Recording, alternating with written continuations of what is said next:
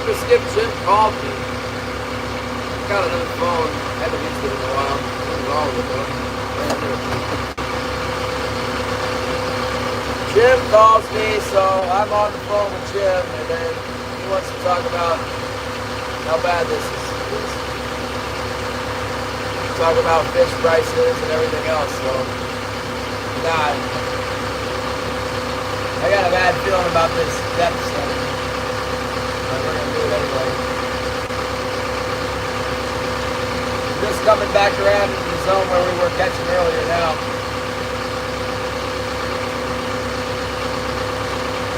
Jim got his fish early in the morning before we showed up, and then nothing since.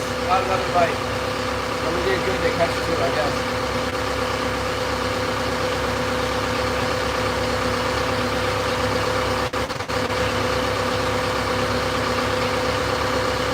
We could spend all day out here and stroll back over there where Jim was. See if we can get a bite.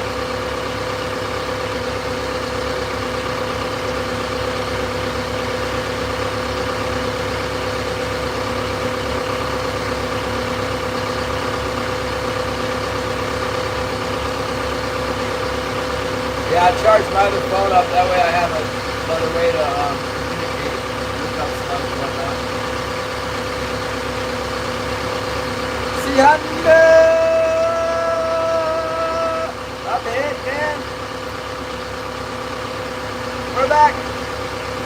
There's a big stream in the road.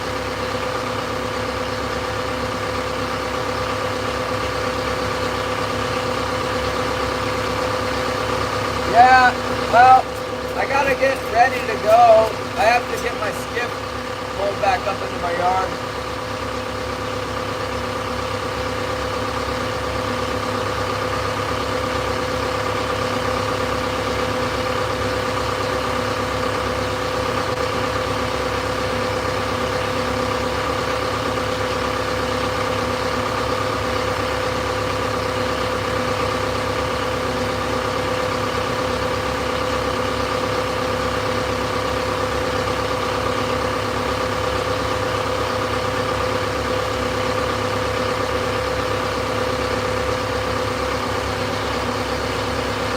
Just strolling around here, Holly. We still have ducks and geese and chickens. We can get away when the bear comes. Jesse came and grabbed some fiberglass, some resin.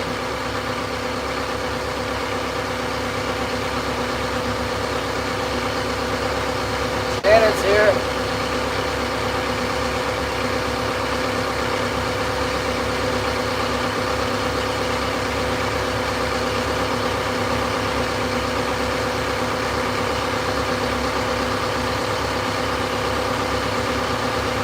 Yeah, I hope the pendulum swings back the other way soon. This has been an epic disaster up here my way. No options around here. You can't, well, I got gill netting. We got no answer from Holly yet. Can you hear me, Holly? You got the animal still? Or did the flying coyotes come and get them?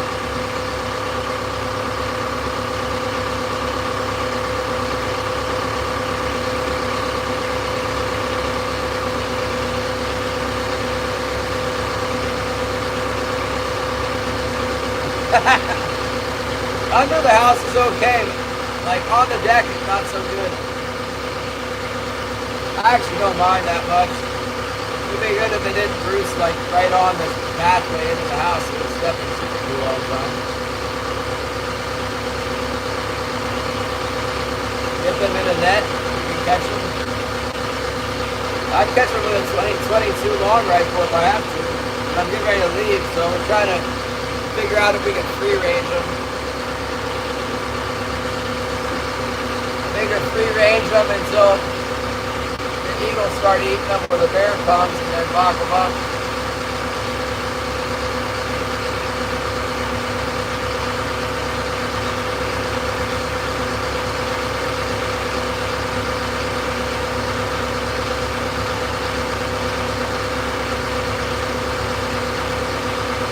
AMNZ Honda, I haven't been doing it for years, but I'm trying to get the equipment together. I thought that I had created, I paid a guy to modify this little trailer I had, and I thought that would work. Everybody thought it, well, not everybody, but we thought it was worth a try. So we gave it a good shot, and it seemed like it was working until I got all the way down by the harbor, and then the axle was bending. So, no, it didn't work.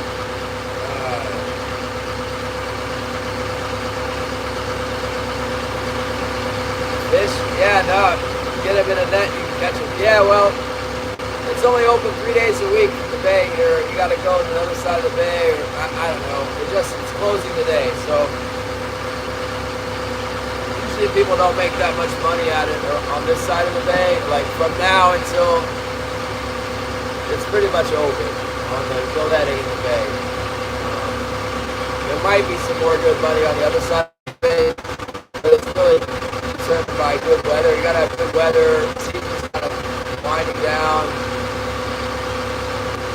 On this side of the bay, guys don't usually make very much money, like enough money to buy groceries and pay the electric bill, but this time of year trolling is usually pretty good if you go to Sydney, so that's what I'm doing. So it takes me about 3 days to get down there. It really doesn't take very long to get down there. I should be able to get there like right in time for the fishing to be as good as it's going to get.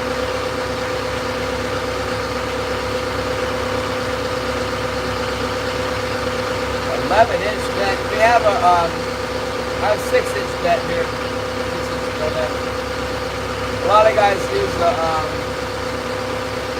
5-inch. Yeah, it's a big steam. We don't see. They're out of eggs now. They get gasoline again at the store. That was the other thing. I went to go gill netting and there was no gas at the gas station. Some guys lent me some gas.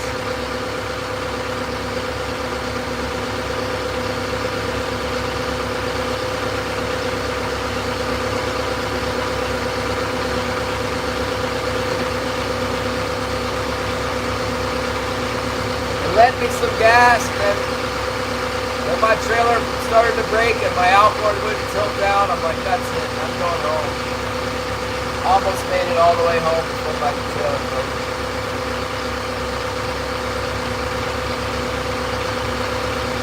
Gasoline is $7.40 a gallon. I'm not sure what diesel is. I'm sure it's not. Don't go behind me while I'm throwing around out here. I'm gonna have to top off the fuel before I leave. Dish Mountain. The Great Dish Mountain is my busted kitchen. What is it called? My broadcast kitchen. Bob's positioned at the mountain in the kitchen. Oh man. Well,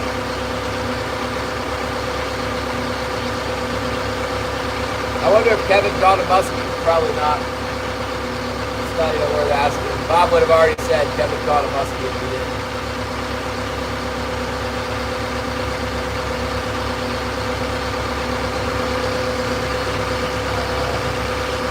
That old coffee is about as big.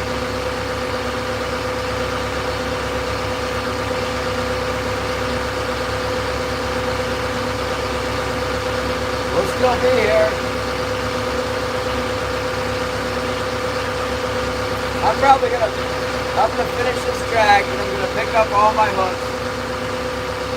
I'm gonna pick up the stabilizer. We're gonna run over there where Jim was catching fish. Everybody was been catching fish over there for a few days. We're going to try it again. Maybe we can make some money here. I'm not giving up this season. Roger Blue, what's up?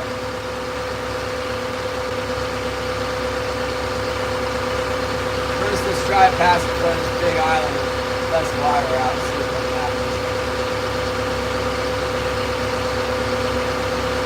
Get a little closer to the rocks and stuff.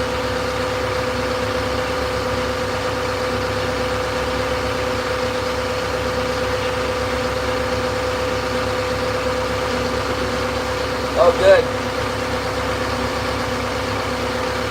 Yeah, the exciting news is that where I'm going, the deer season will be opening in like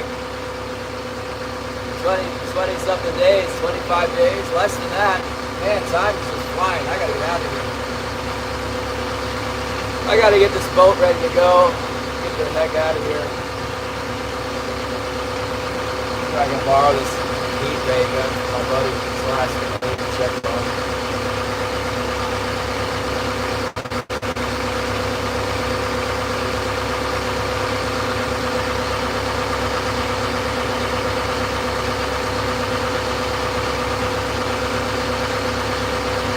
September 15th. It's August 1st in Sitka. I know a place to go look for some deer too. It's just like swarming with deer. There's a lot of other people that go there too, but like, I mean, it's deer central.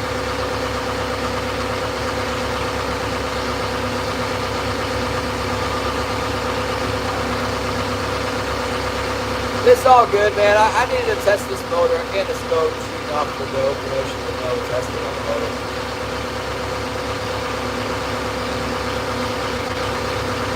I'm sure they have gas, Holly. You can always call them. You message them. Why don't you call them on the phone? They got a phone up there.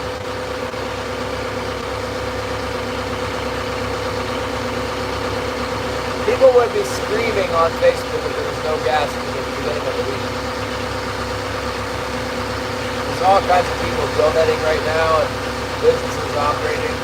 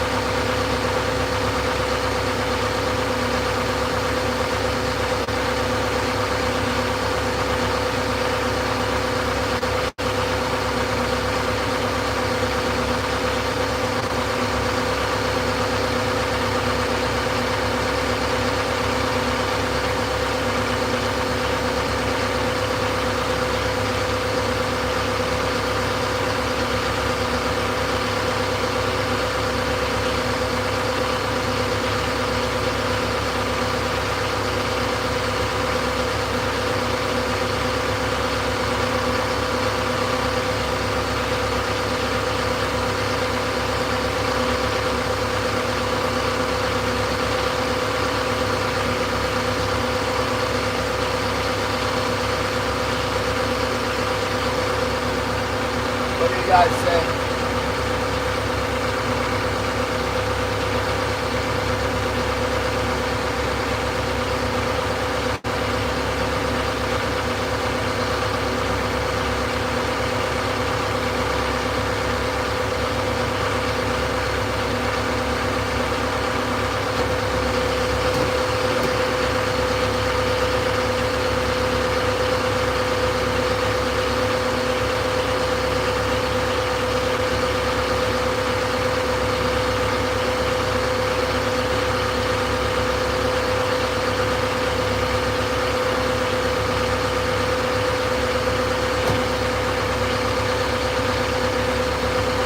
Fish. I'm like way inside the line where I was throwing the 20 fathoms out. It's still 20 fathoms. You see the big rock. There's a lot less feed inside here in the shallower. And they have gas. Okay, good.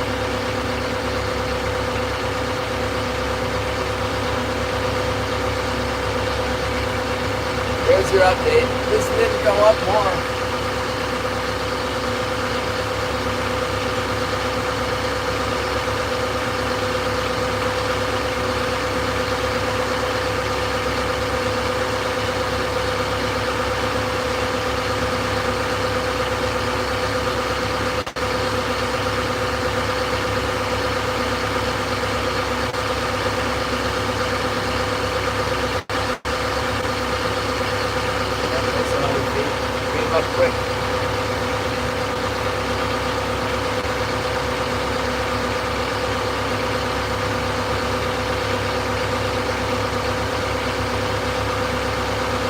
want for dinner, Holly? We're gonna make, maybe we can make soup out of that duck. Make duck soup. Throw that celery and some carrots in the boil it in the pot with the soup of the duck. Just throw all those duck parts in there.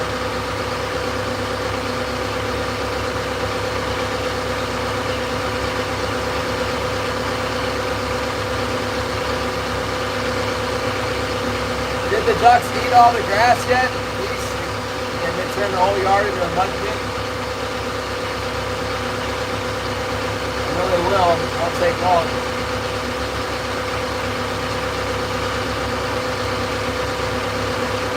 We'll be looking for greener pastures heading for the neighbor's yard.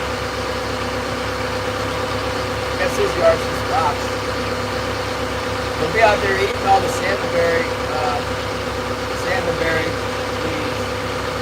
weeds and stuff.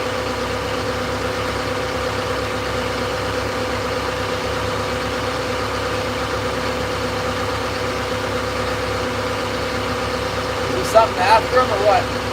What's up, NJR?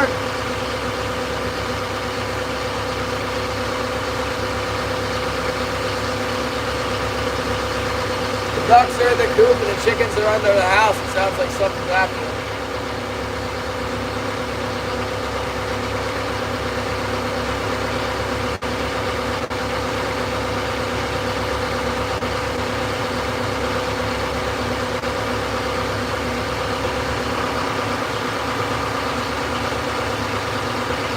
Maybe 20 fathoms is the way.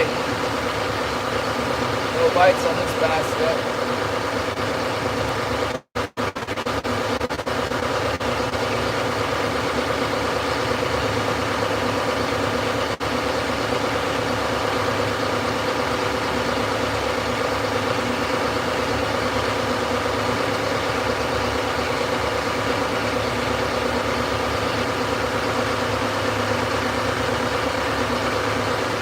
Close to the big rock, that's a good spot.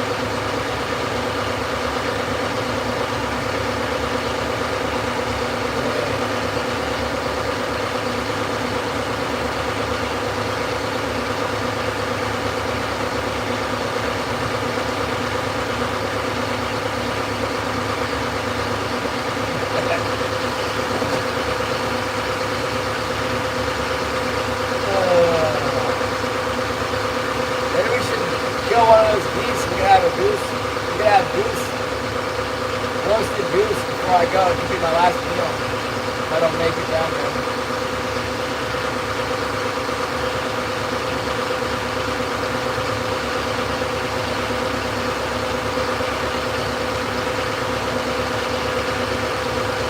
We've already got, that's like a perfect amount of duck for a real hearty soup. Those thighs and legs we didn't eat, and there's lots of meat left on those breast bones.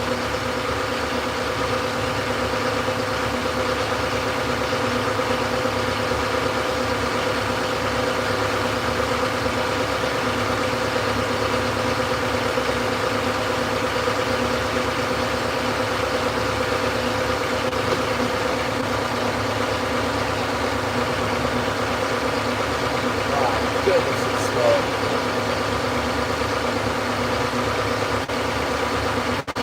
No, just start it right now, Holly. Put it in there and don't put like way too much water. Maybe a half a pot of water so it's more like particularly a stew, you know. Just put the ducks in there and then put it on simmer so it slow cooks the flavor out of the bones and stuff. And then add the vegetables add the vegetables around, I don't know. Yeah, just put it in there. I don't know when I'll be back. I might be late. Trying to catch a couple more fish, it would be okay. But we got 2 fish again right now. Something sitting on soon.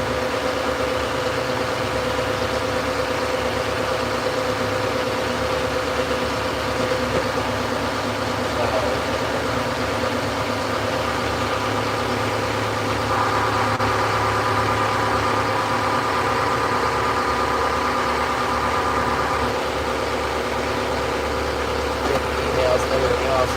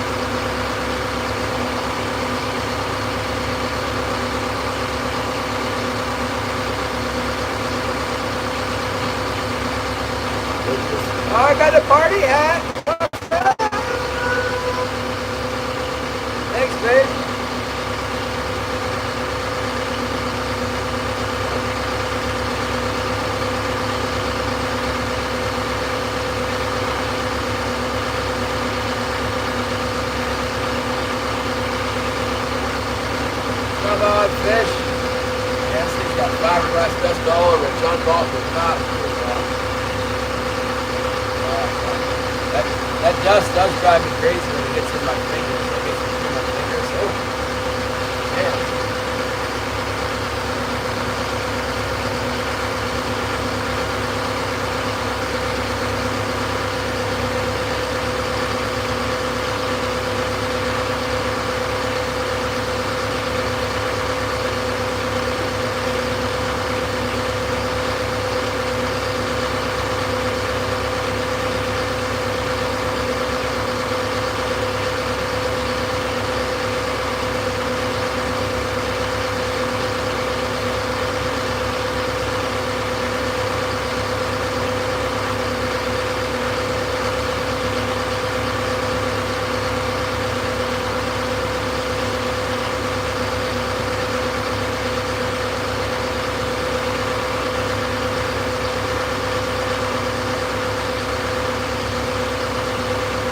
What else do we got going on? What can we do to amuse ourselves while the fish aren't biting? Lena, what's up? Yeah, it's a blessed day. Praise God for another day. Nice weather. Warm. It's warm for around here. It's nice.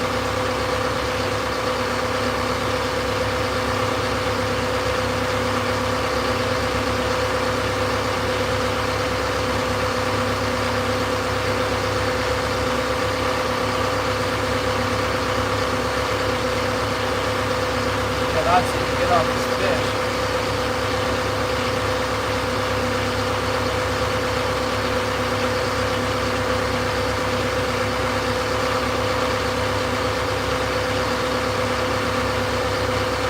Red eyes, dude.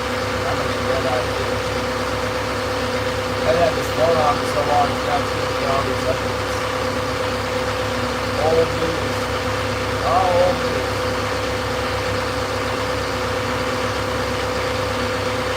Hey, we didn't get any mail. I'm expecting some important packages soon.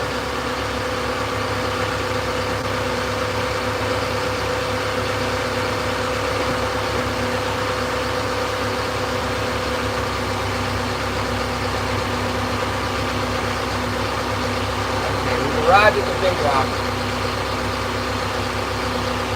This is a good spot. Just seem to like it better further out. I'll get everybody's in the shell. Had to try it though.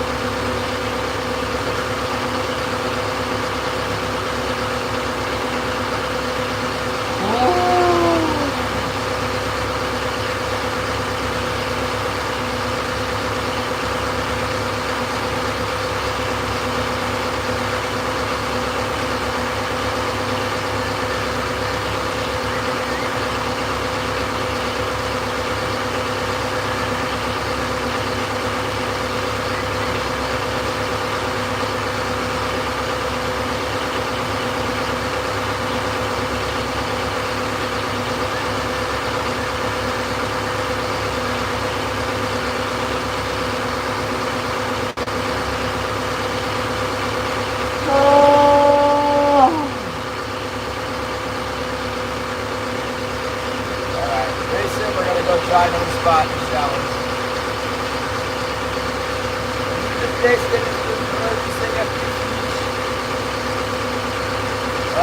Junk mail day.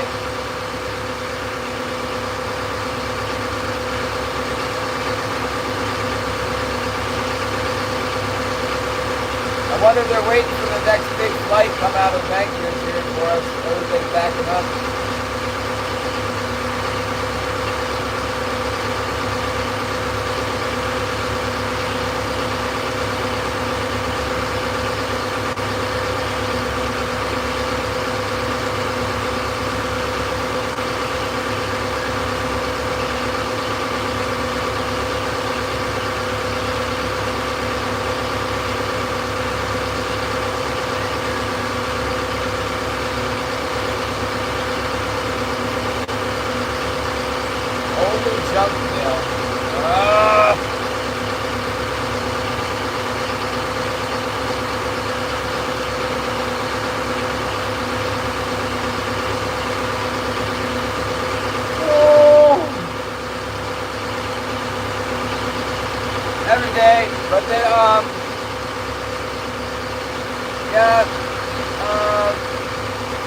I think a mail plane comes pretty much every day. Not 100% of the time, but certain shipments, there's like bulk shipments, or like, I don't know, there's a freighter jet that only flies once a week, and sometimes it gets delayed or whatever. So, yeah.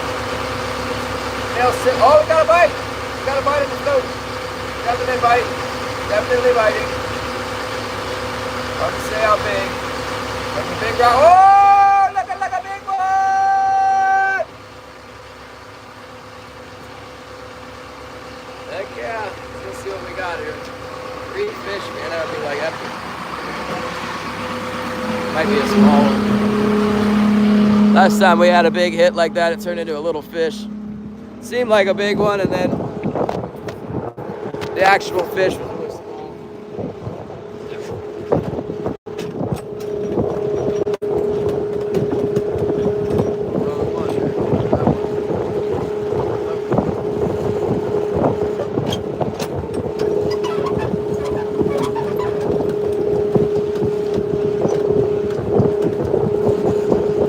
Bring it in nice and slow. Hopefully it won't fall off there.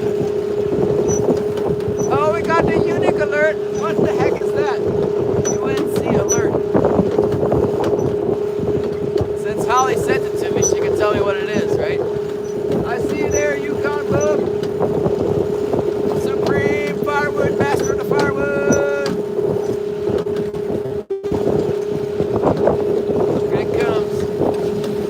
Hopefully we still got him on there, I don't know.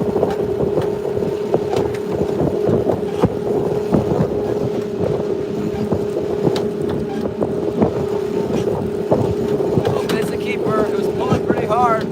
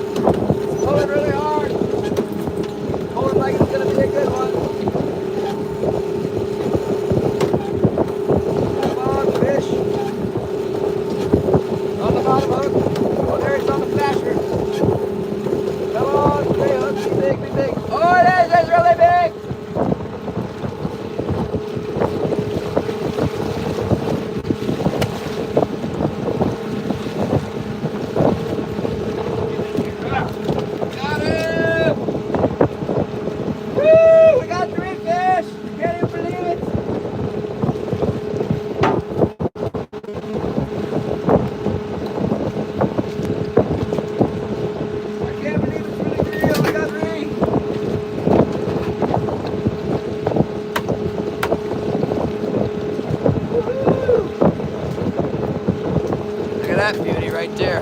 Man, nice one, huh? Look at that. King Solomon!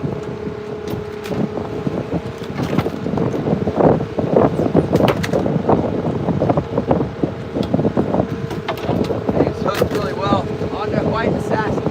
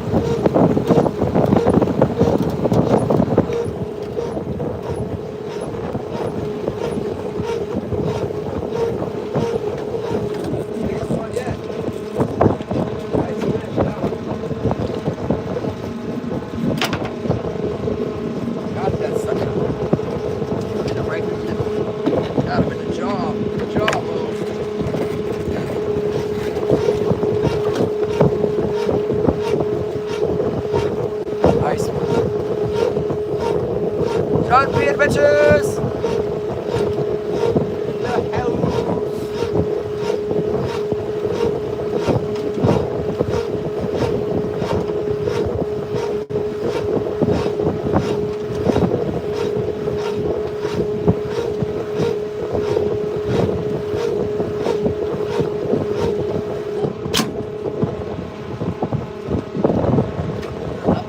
Let's just clean this thing right now.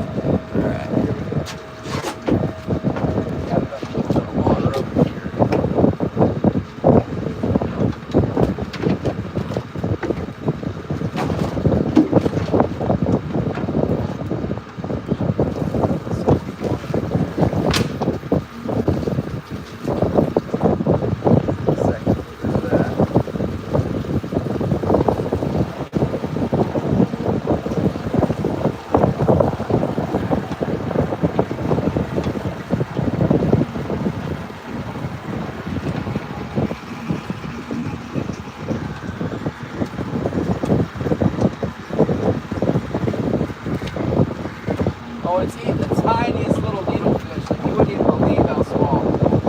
So small. Why on earth? Like the smallest bait fish ever.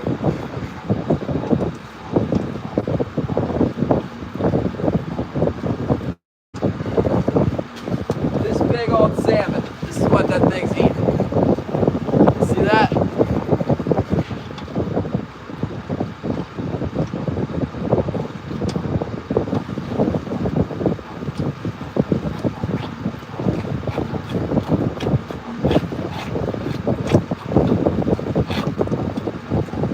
Tiny needlefish. Track is good.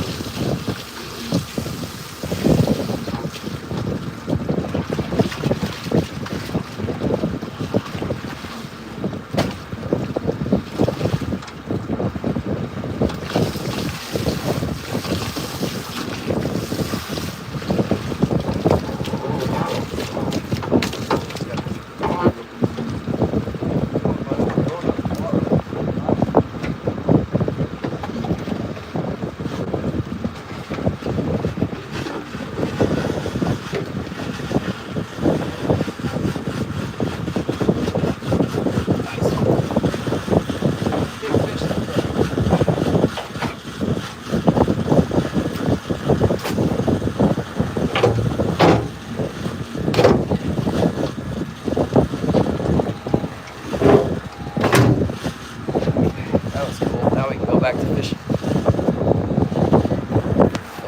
We got 3. That's better.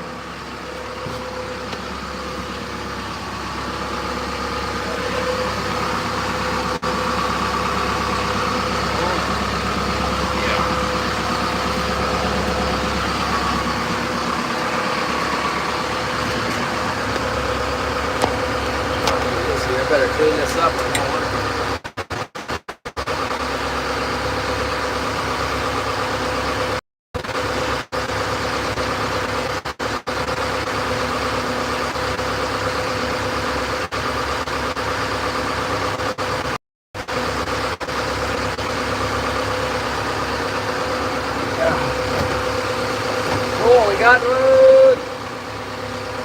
Go a little further up the back here. Makes you want to look back to the White Assassins.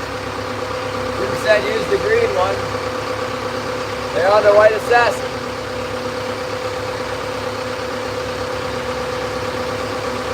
I'll just get ready to quit and go home.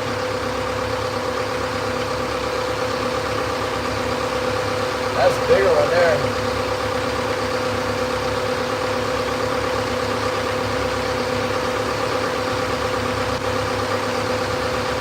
Jim Britt is here. What's up?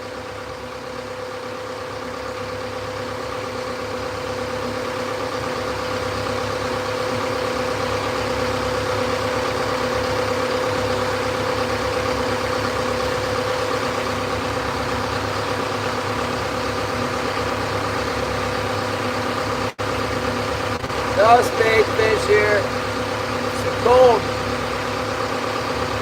water here. We don't have the fish in spades. There's no spade fishing.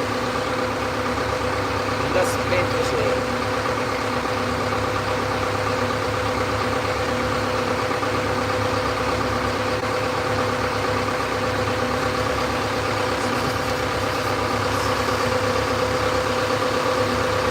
Shark, yeah. Nothing like that here. We got a shark kind of like a mako that comes in here. There's enough fish to come in.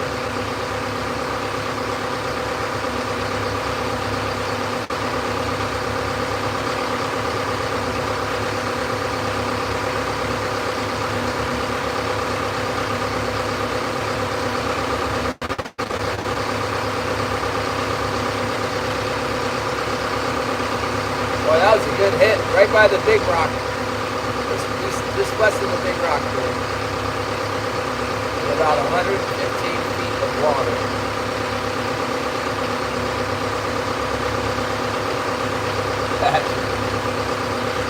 Did you guys see those tiny bait fish I was eating on? It ate like a huge rubber squid, but it was eating these tiny micro minnows. Needlefish, little ones.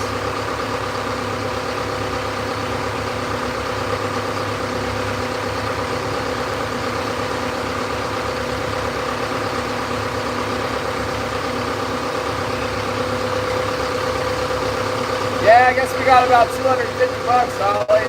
Not too bad. I don't know, something like that. If I get another one, it would be more like 300 bucks. 350. I think that's how big they are. Started to be here taking away a fish, but that's not too bad. It'd be nice to get $500 for it. Maybe make a dent towards all the spending that took place. Gotta start somewhere.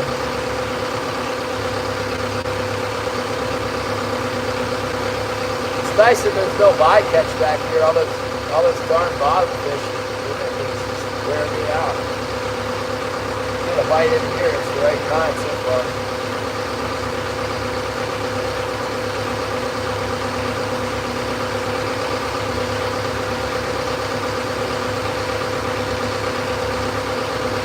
So far everything's been on the flasher and the White Assassin. Nothing else. That's all they want.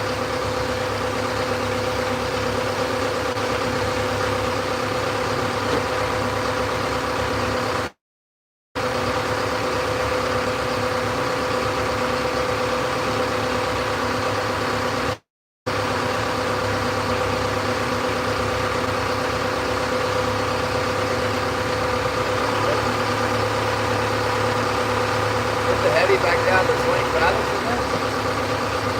Got a fish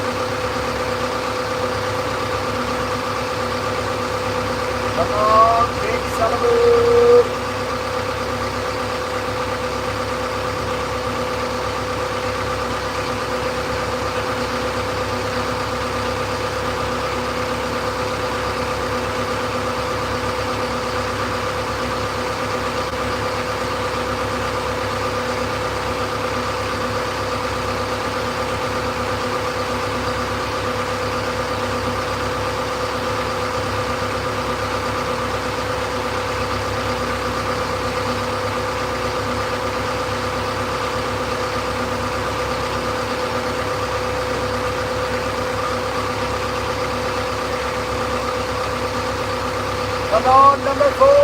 Let's go.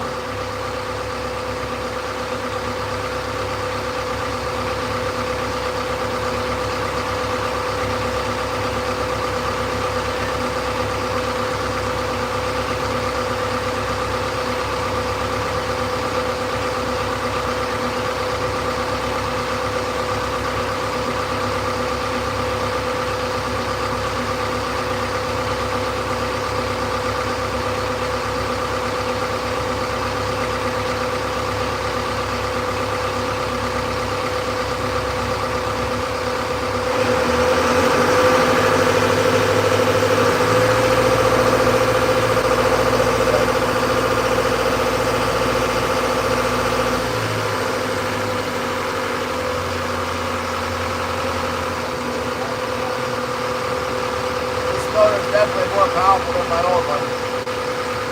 Real helpful.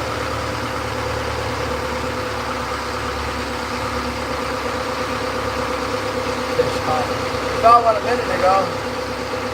Get up. Come on, don't snag, not snag, not snag. Hit the bottom with my foot hard. Get out of it now. Remind me why I don't control close to shore because you get out of the down. I'm trying to skim the bottom and run these rocks and stuff.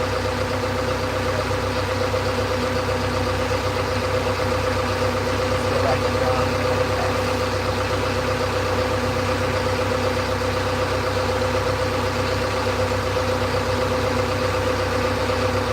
The Canadian Fishing Ministry.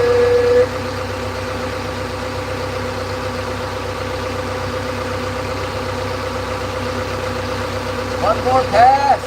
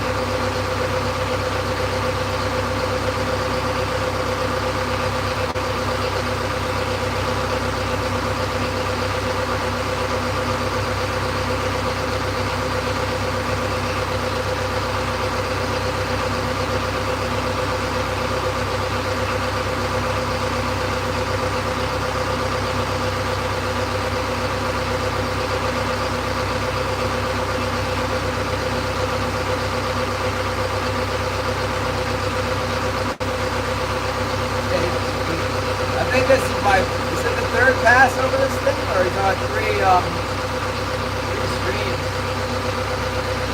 I'm afraid I raked my gear through the rocks on that. I might have some broken hooks or whatever on the bottom.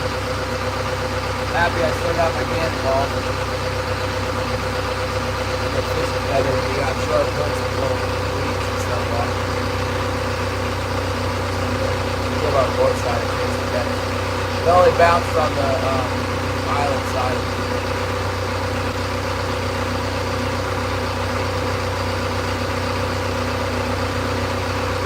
Yeah, it's not much distance before they go from being like way off the bottom to like bouncing in the rocks. Right up the road.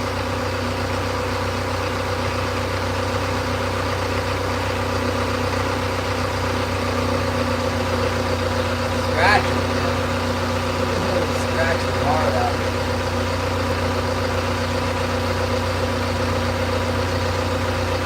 Crow bass, yeah. What are you doing up there, bub? I got three kinks, two pretty nice sized ones.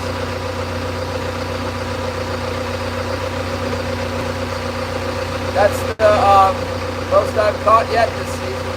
Pick it up.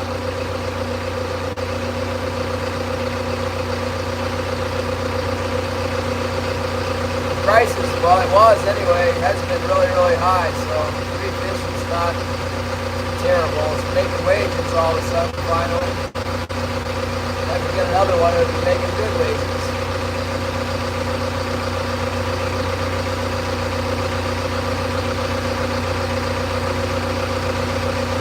Something tells me I should be able to get another one in here. I just keep at it.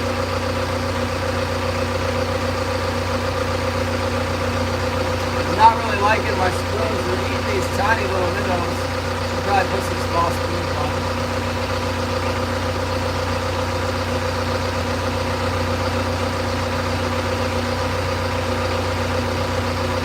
And that's it. Thank you, and that's it.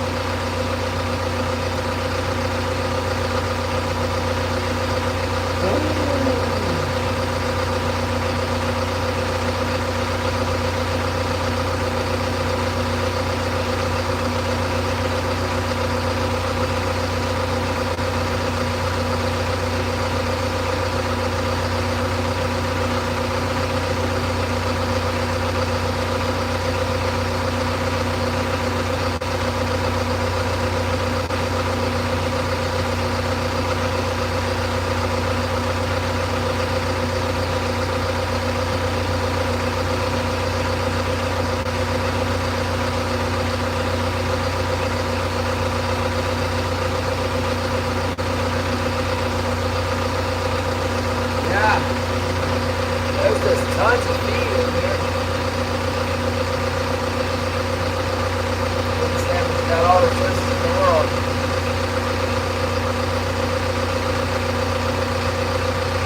So we get back over by the big rock there. I didn't think we were going to get one. But we did. Nice big one.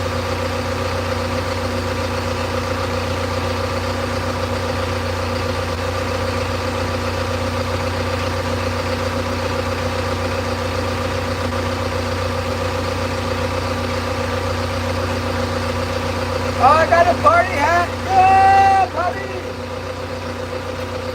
Party down, I got it.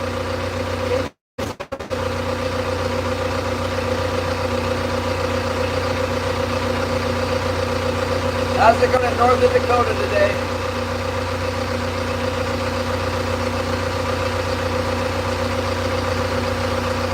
When's deer season in Dakota? November?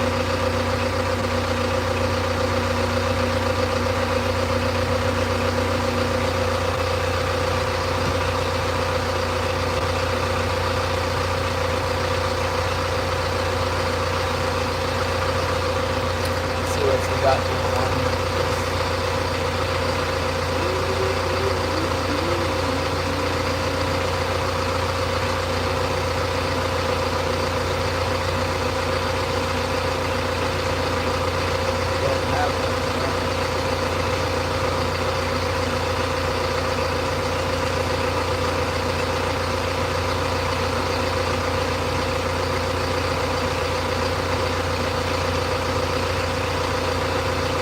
Blood watch, huh? I'm getting psyched up for the deer season.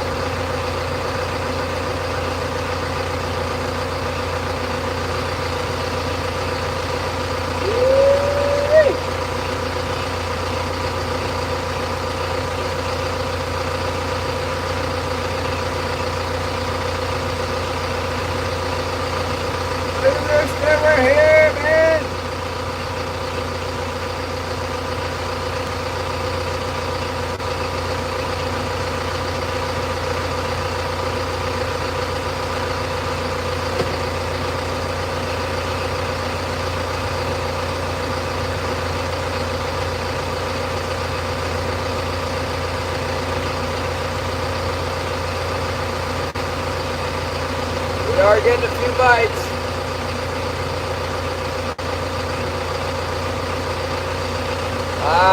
Messing with this fiberglass, all my fiberglass dust around here has got me. I'm all itchy now. And it's caught my third fish. That makes me feel good, but a couple more is even better.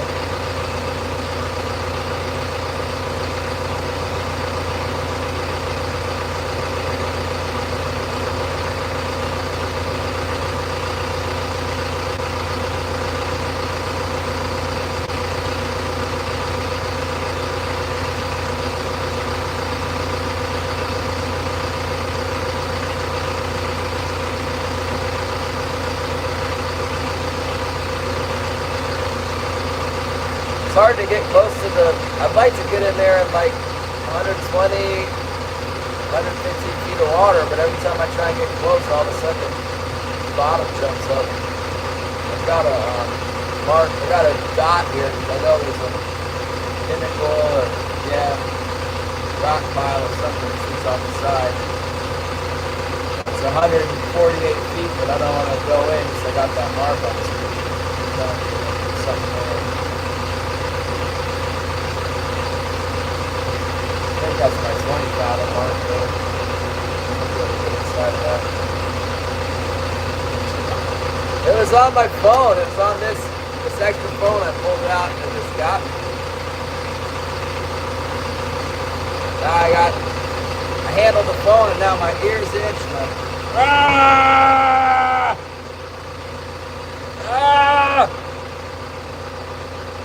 Yeah, I think it got in my ears. It's on my hands, so when I touch my ears, it's gonna make it worse. Ah, it's bad.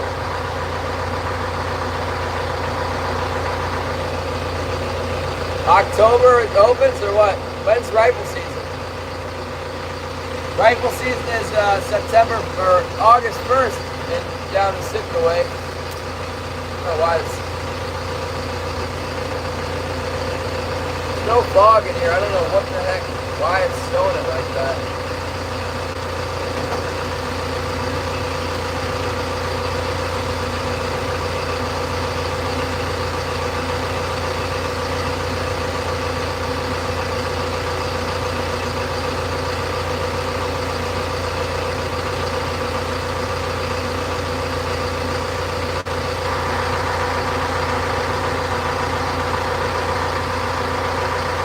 No, it's already in my lungs.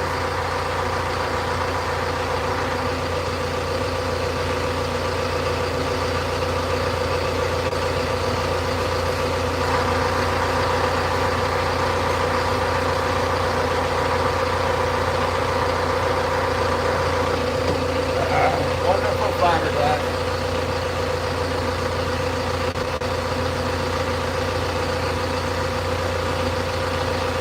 Come on, fish, let's go! Get another bite!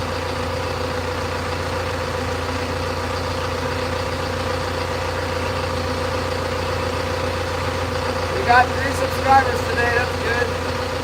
Thank you, 3 people.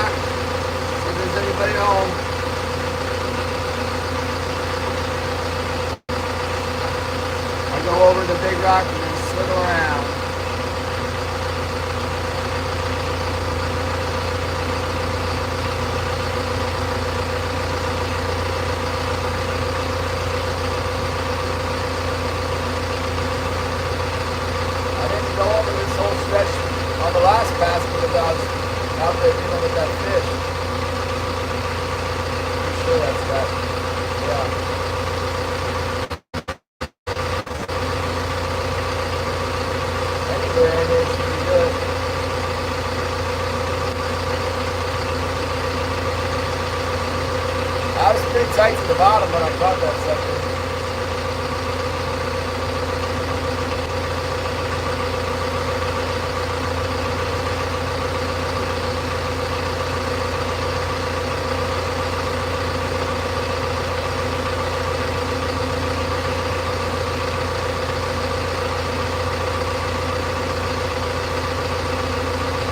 Fish me cooking with Jose! What's up? I'm out of coffee in the super cup.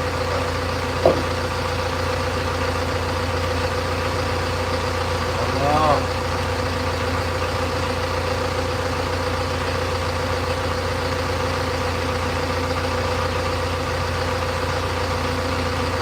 Oh, there was something there.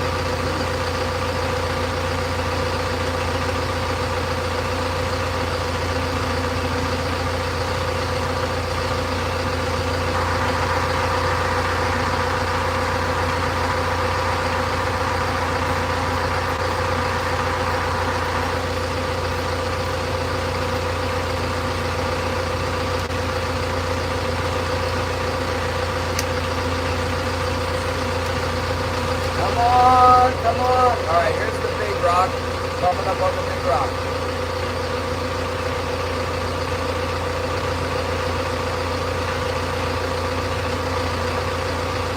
There should be like schools of, there should be a bunch of fish in here. It's so slow.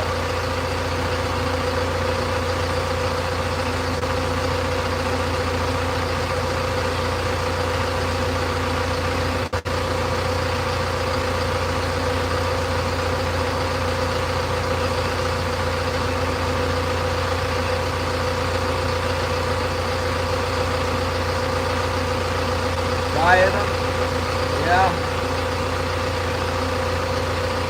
Those yellowtail rockfish.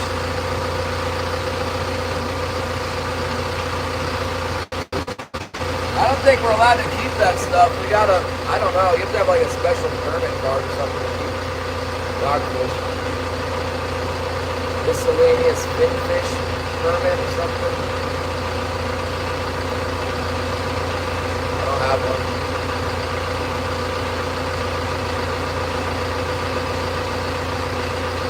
Tons of black rockfish out there.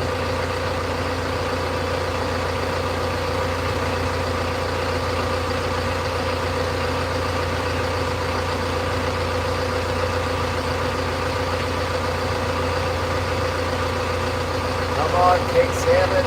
Man, we just can't put a big catch together when they don't bite. Like once an hour, 2 hours to get a bite. Well, at least we got some.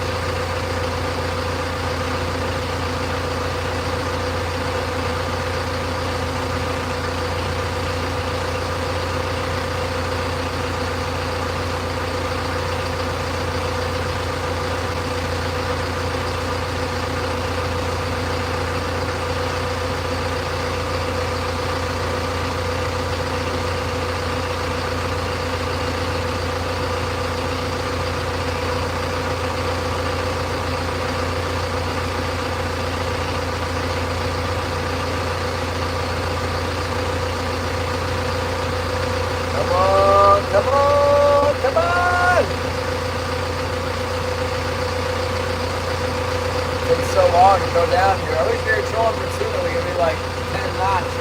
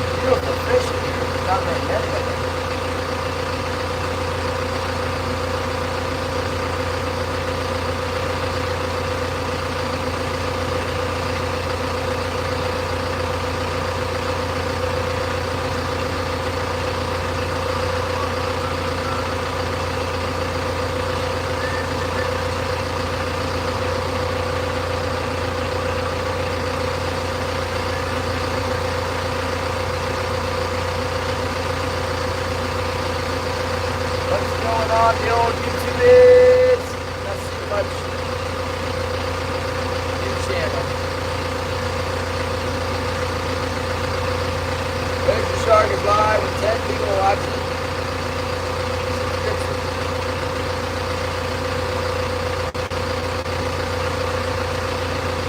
Locked up drags, Mr. Shorts. Live with one person watching. Saving Grace Outdoors, we got 6 people watching. Survival Illumination X has 4 people.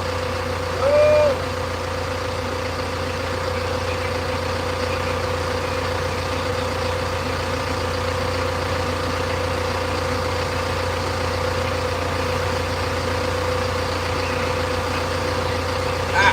Running out of water. Start texting and I'm off the trails here. 97 feet. Right on the bottom here.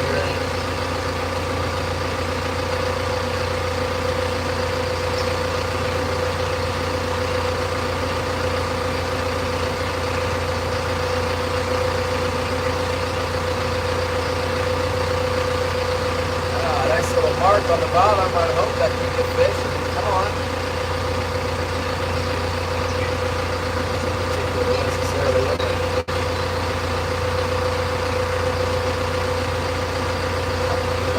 There's nothing good on YouTube. Other than this. It's not good.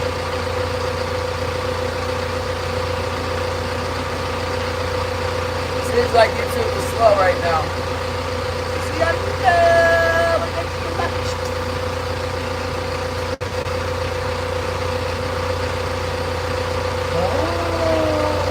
Thanks, Yondu.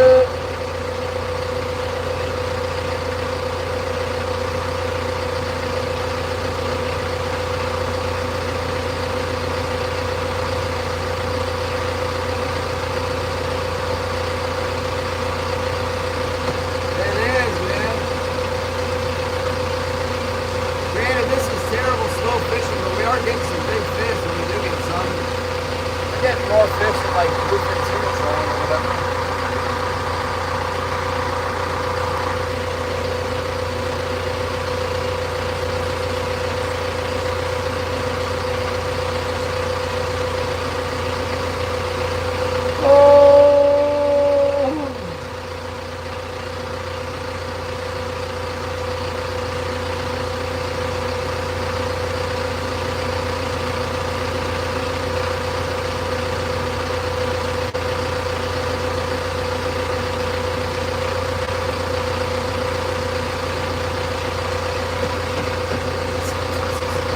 Guys, talking about the chum salamans.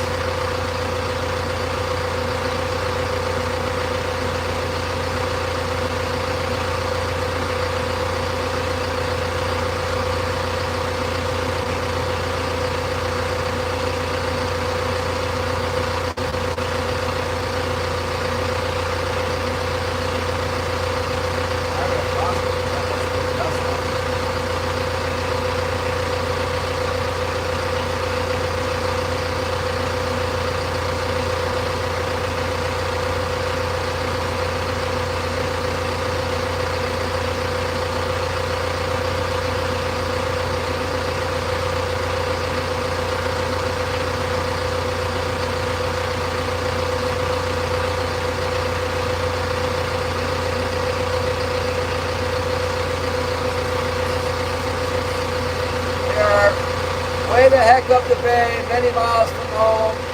We have 3 fish. We're trying to get another one. This is the best we've done so far. I just feel like making another tack, I might get another fish, like $100 fish. So it's another $100 here.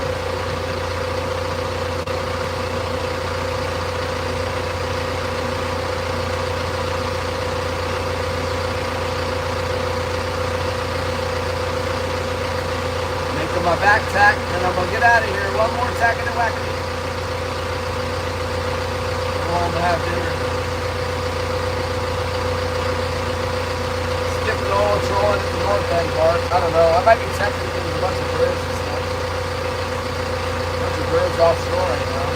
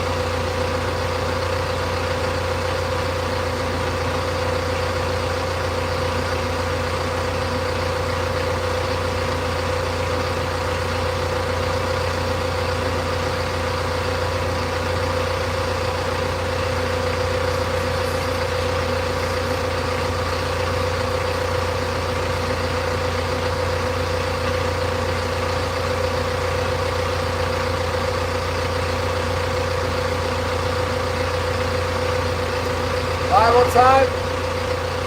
Okay.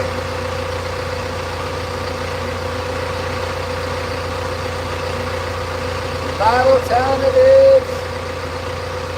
Go with that. We got a pen in the Bible. Let's see if there's a pen here. Like that.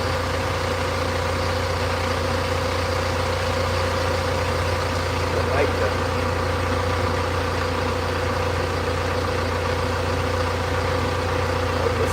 I was on Micah 6:8. That's what I was doing.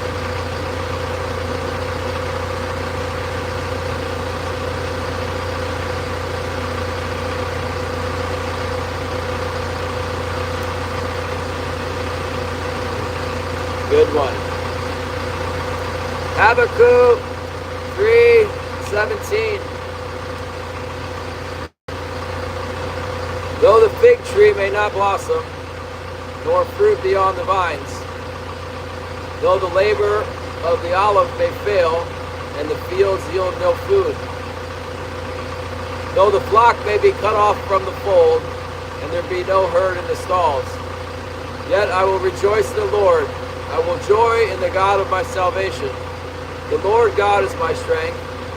He will make my feet like a deer's feet. He will make me walk on my high hills. Amen.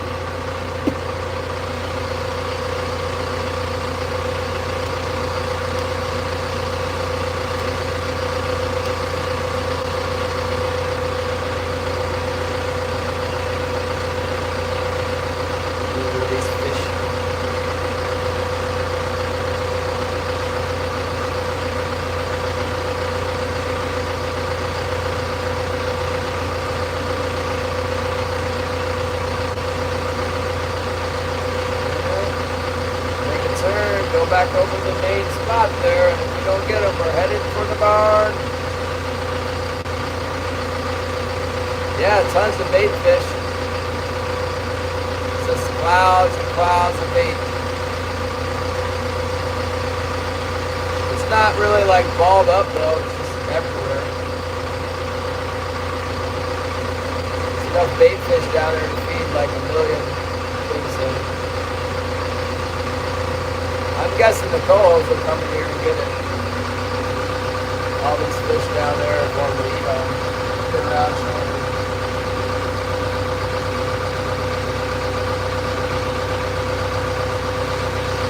Well, apparently they're down south where Shannon is. There's some down there at the Canadian border. Might be offshore. I don't know. Maybe the sea lions probably ate them all.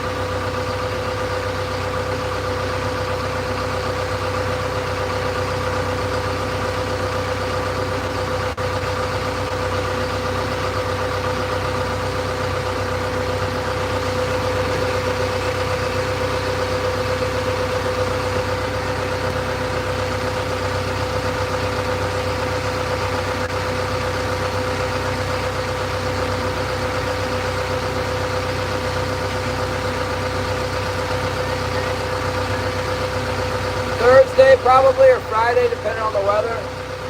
Today's Tuesday, right? I can't be ready tomorrow, I don't think. We'll just see what the weather does. I could really pack my stuff here in a couple hours. I guess tomorrow I'll see if I can get that axle and pack the boat up the rest of the way. See if I can borrow that infrared gun from the west. Check the weather. It changes day by day. I think Thursday is supposed to be kind of strong westerly. I really don't want to go with 25 knot winds behind me.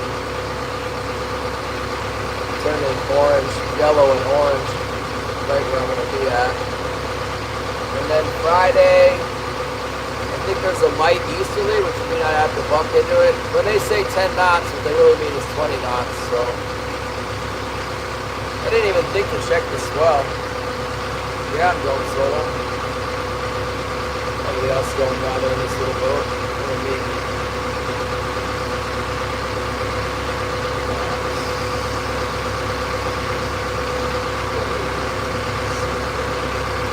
Tuesday.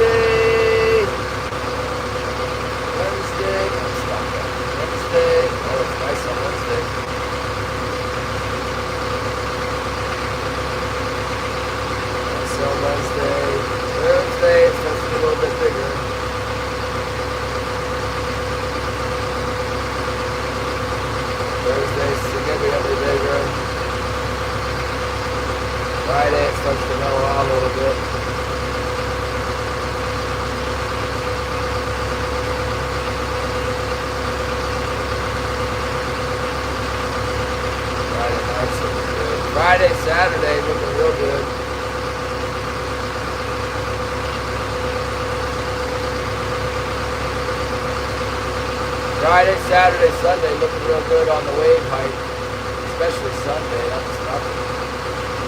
Monday it comes in pretty strong though. Maybe Friday, I guess.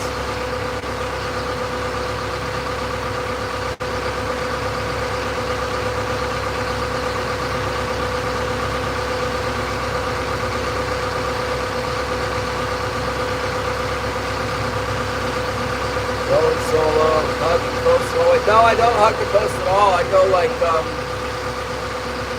shows the shark. Yeah.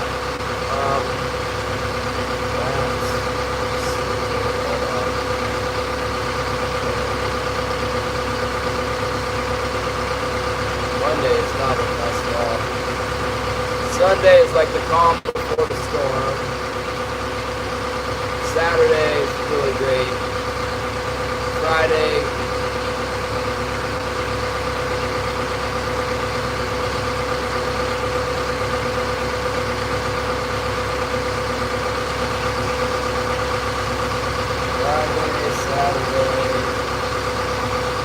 Friday, Saturday, that looks like it's time to go. Hopefully that weather forecast holds, but it's really great.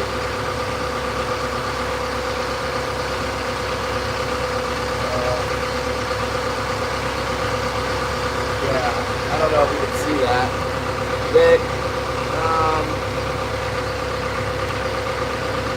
It's really hard to see. So like you see the dots there? That's where I am now, where the dots are.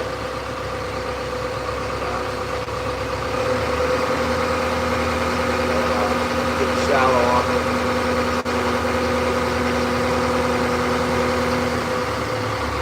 About hitting the bottom, it should be.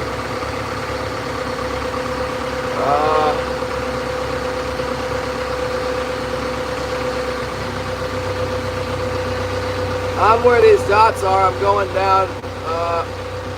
That's the, well, my harbor is like right there. Fish. Try to pick one up here. Well, maybe I can sit at the bottom, I'm not sure.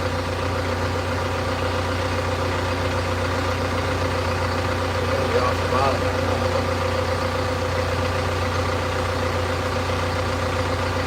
I'll sit at the bottom.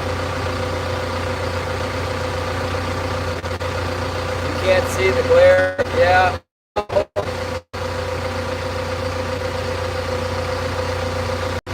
Hold on, I can show you from the other screen here.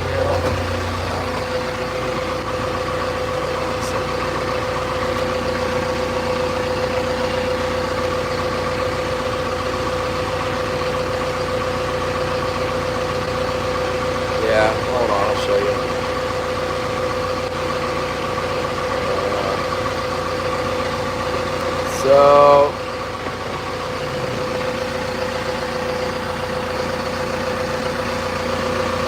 So that's Yakutat Bay there. Here's Yakutat Bay. I'm in here.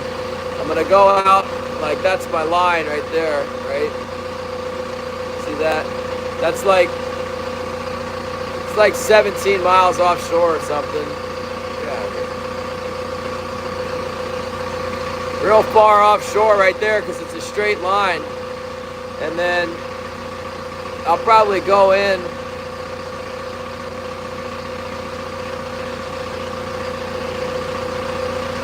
I'll probably go into Latuya Bay.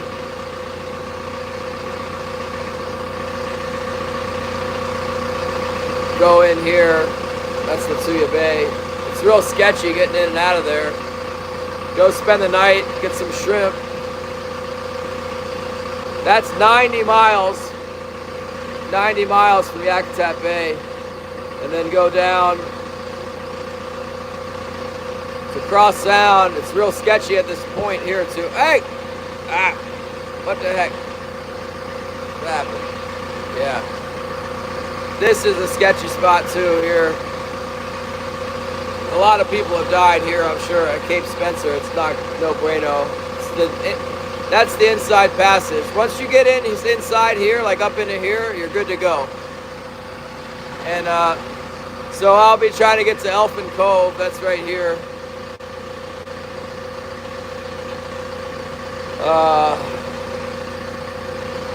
Yeah, I'll be trying to make Elfin Cove somewhere in here. Where is it? I don't know. It's around here somewhere. Up here. Yeah, Elfin Cove right there.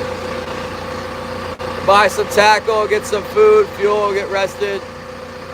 And then I'll go out here and down this way. And down this way. And back out here. And then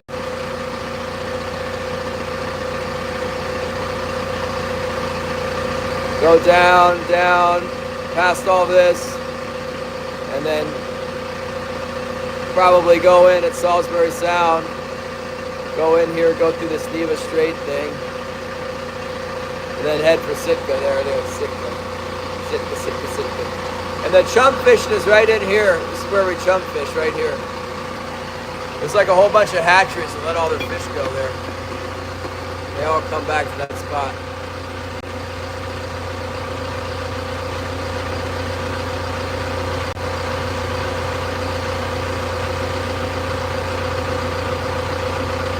The radar is for the fog, and it's nice to have it at night too. Yeah.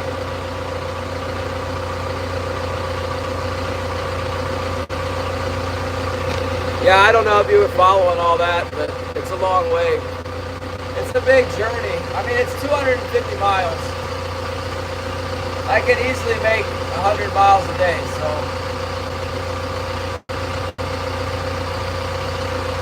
The boat goes about 6.5 knots, so I can make 65 miles in 10 hours, you know. It's 90 miles to the first harbor, and then it's 65 miles, so another 10 miles from there to Elfin Cove, or thereabouts. So the next leg is not as hard, depending on the weather and Cape Spencer. Tide and all that. Gotta time the tide. It seems like if I run out, how do I gotta do it? If I leave at dead low tide, then that would have me coming in on the outgoing tide of the Spencer. It's really hard to time it. I gotta kind of go out and then come back around. Can't mess with Cape Spencer on the outgoing.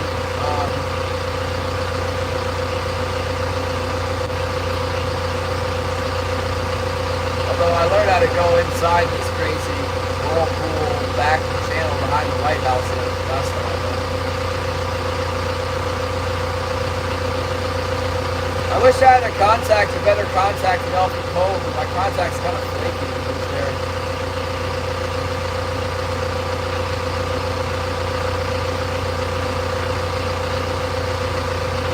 Float kind of accident, it's got a fish on it.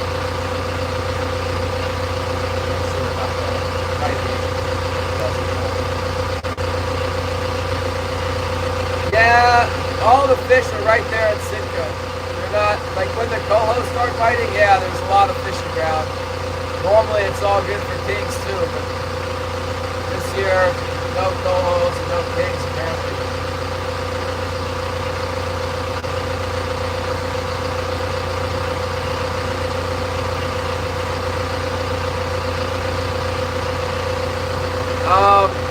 Yeah, right now I can fish it all.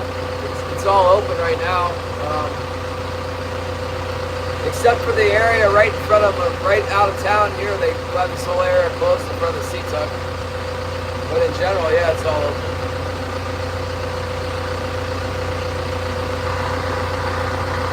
Then whenever we get our king quota, it'll be open, but not for kings. And then they have like a second king opener, and they close like areas where they know there's going to be a lot of kings normally, but they're not very big areas. The chum salmon that I'm after will just be right where they come back to the hatcheries where you can catch them. That's how that works. What's up? We're struggling, man, but we got 3. Looking for number 4.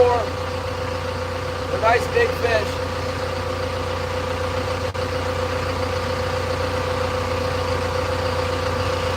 Oh!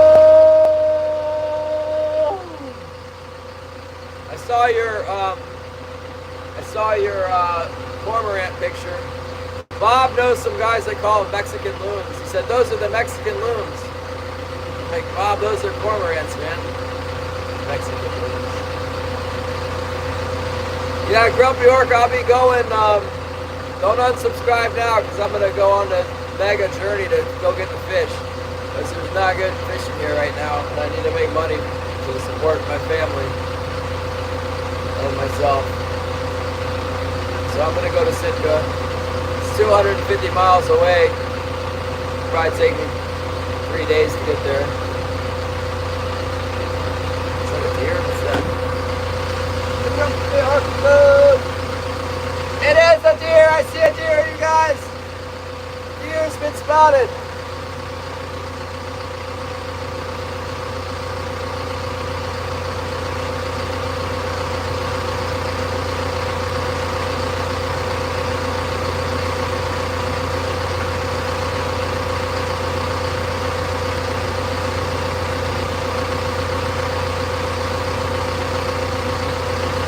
Only one so far.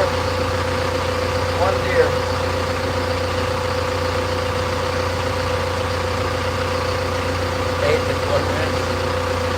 We're allowed to shoot them here. We gotta eat them or use their feathers, they say. That's what they say. Oh no, it's a buck.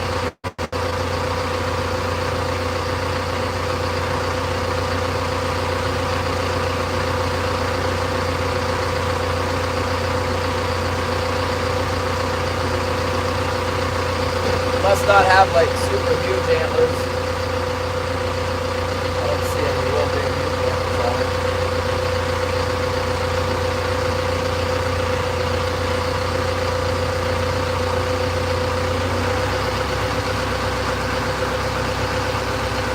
Maybe since the deer are coming out,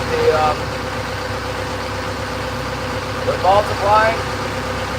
Well, that's how it goes. More cormorants, less big salmon, apparently.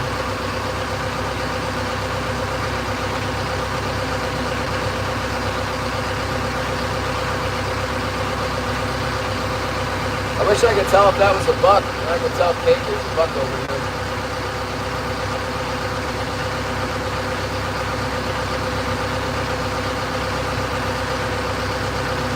Take a picture of it. I don't know, you don't have cormorants there.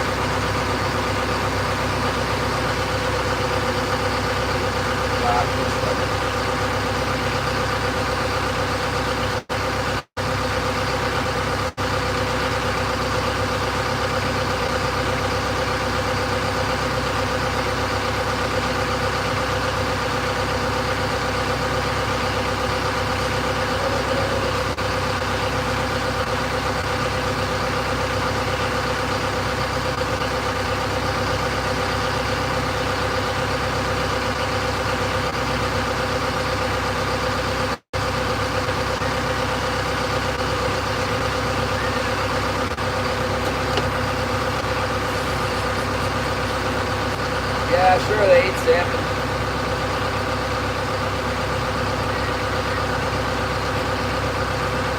Hey! I can shoot them here. They're big, greasy birds.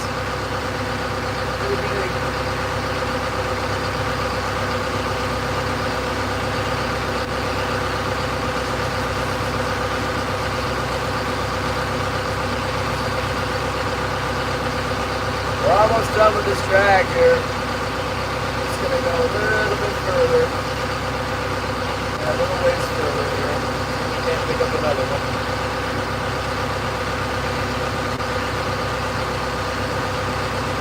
I don't feel like I'm done fishing, but I still have a long drive in. Probably by the time I drive in, I'll be done.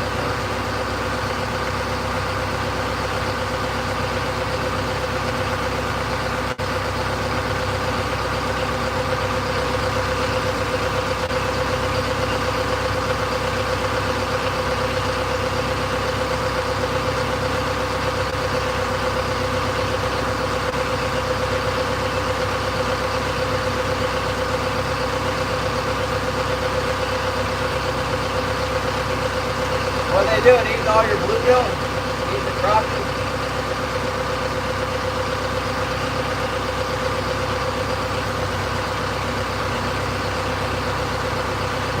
Oh, nice. Get that permit. That's good.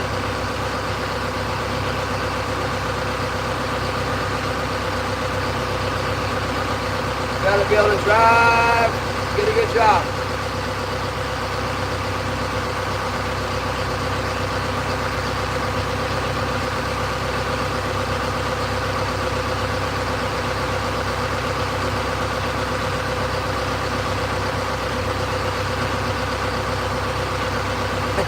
Doormat.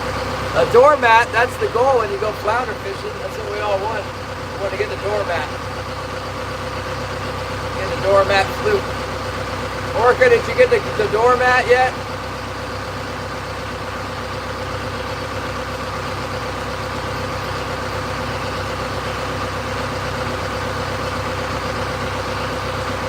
See?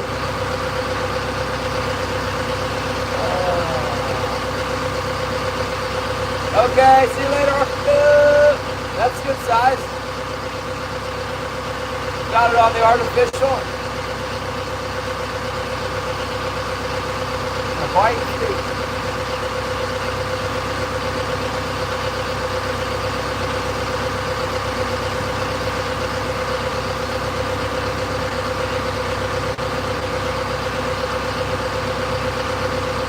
Diffuse.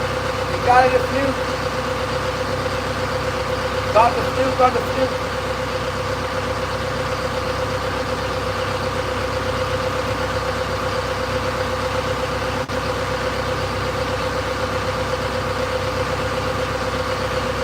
Alright, let's head for the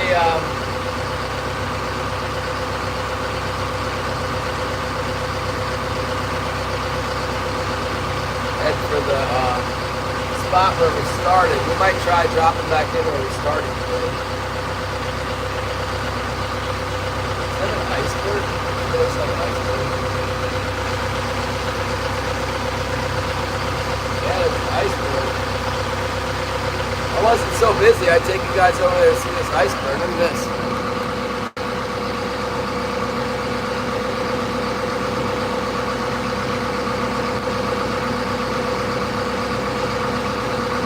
You guys see it? It's the iceberg. It's in the exact opposite direction we come. They usually don't come that far out.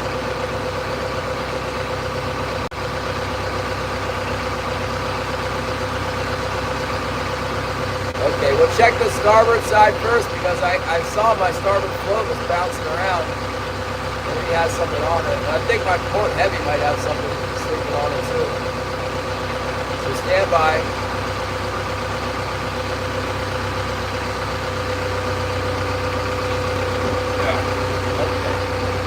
Here we go.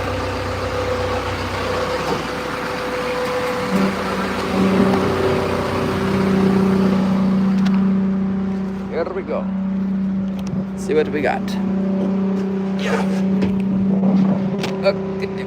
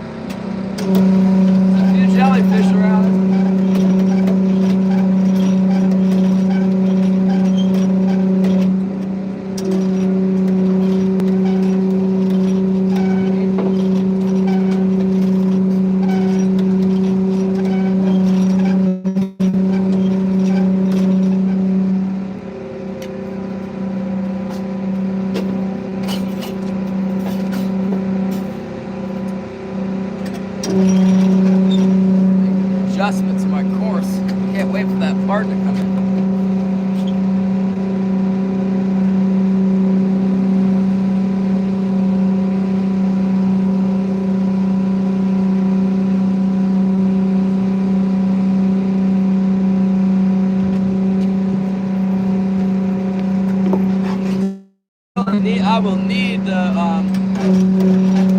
I'll need steering in the back for Sitka, because those guys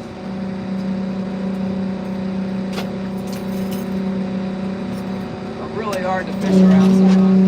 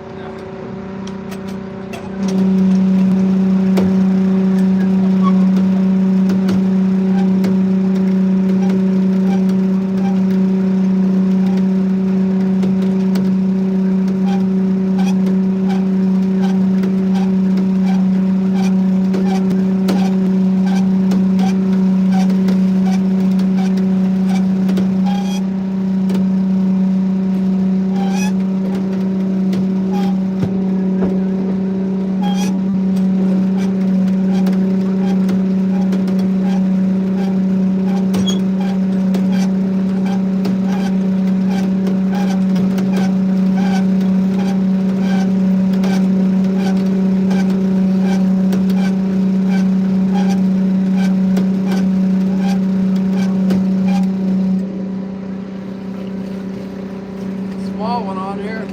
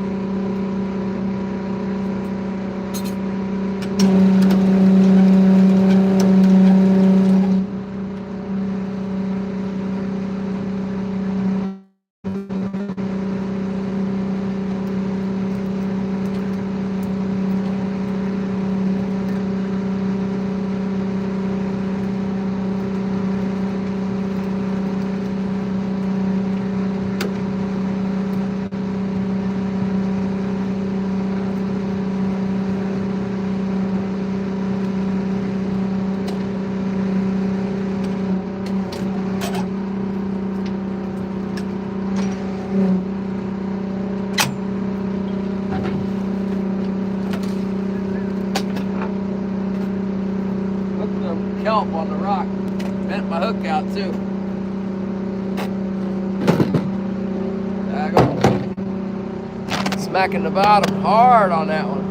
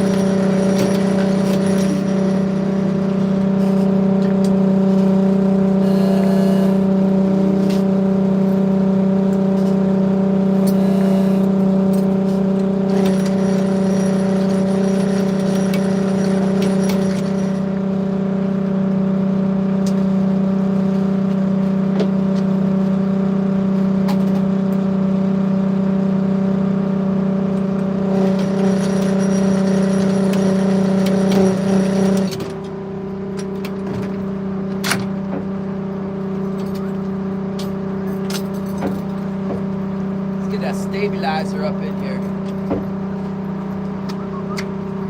Let's get our stavy pulled up.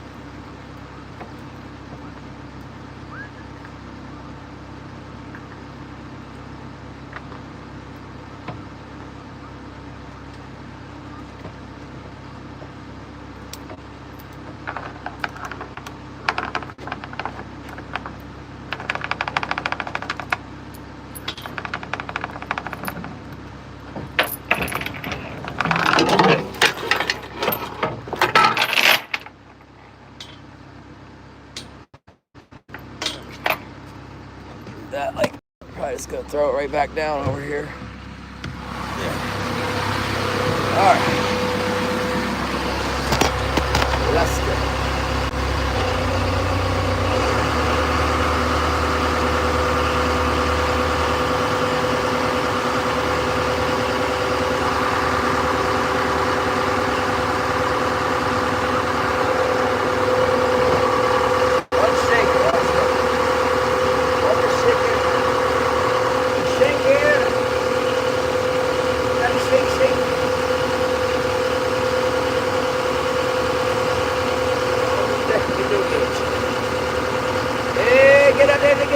Get that fish! Don't drop the fish!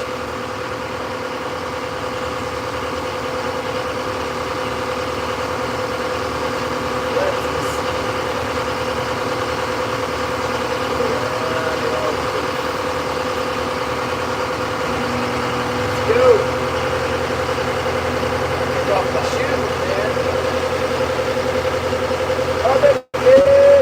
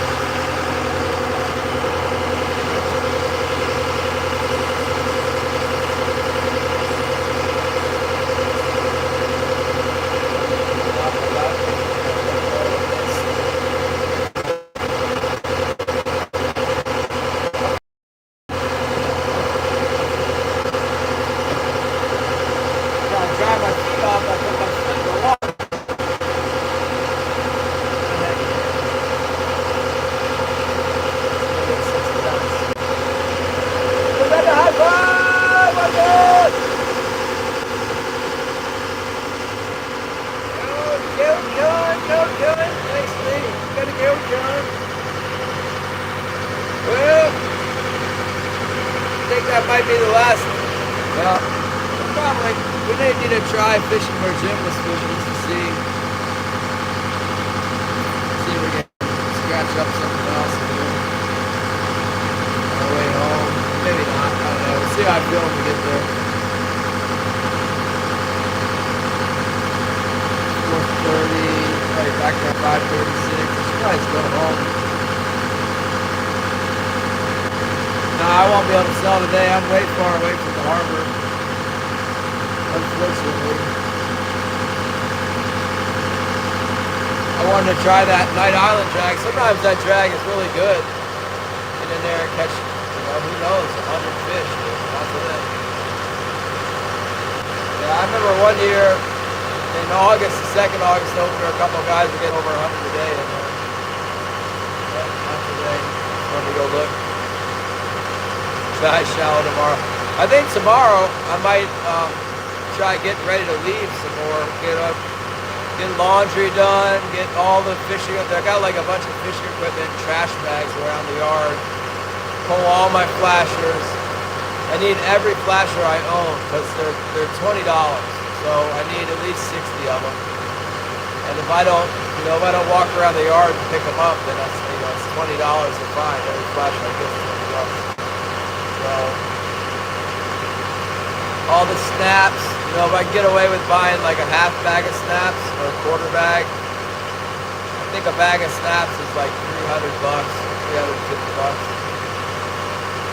I don't know how, like every 2 years I buy a bag of snaps. So I don't know. I'm driving around with like 15 snaps out most of the time. 20 snaps. Somehow over the course of a couple of years I used 200. They rarely ever wear out. I'm not sure, John. I might quit, or I might drop back in where Jim was catching yesterday. I'll probably quit. I feel like I've had enough. I don't know. Yeah, I need to do running around, and I do kind of want to wait until I get my mail in. There's no telling. I have a complete set of wrenches coming in. I guess I could have Holly forward it to Sitka, but I'd hate to like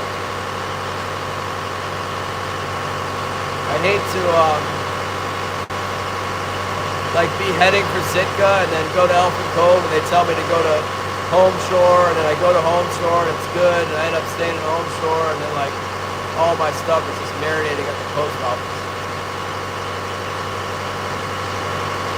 I've got $100 and some worth of wrenches. I bought like the cheapest wrenches on eBay to get a complete set.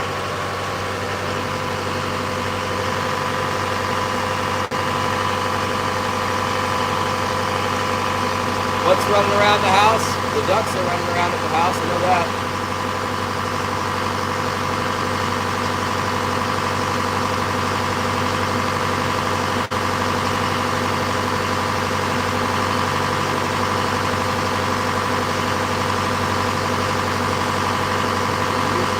Well, today was really bad, but my expectations have shifted way lower. The bar is much lower. I feel better knowing that they're not getting 100 a day at the Fairweather grounds, like right out the gate here.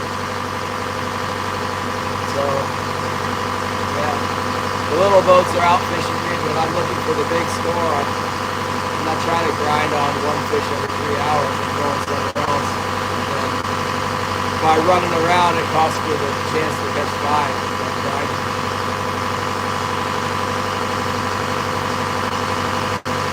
Clean the stripers and missing snaps another year. Yeah, I'm missing snaps. I'm not going to have 60 snaps. I probably have like 30. I don't know. I don't know how many I got. How many do I have on now?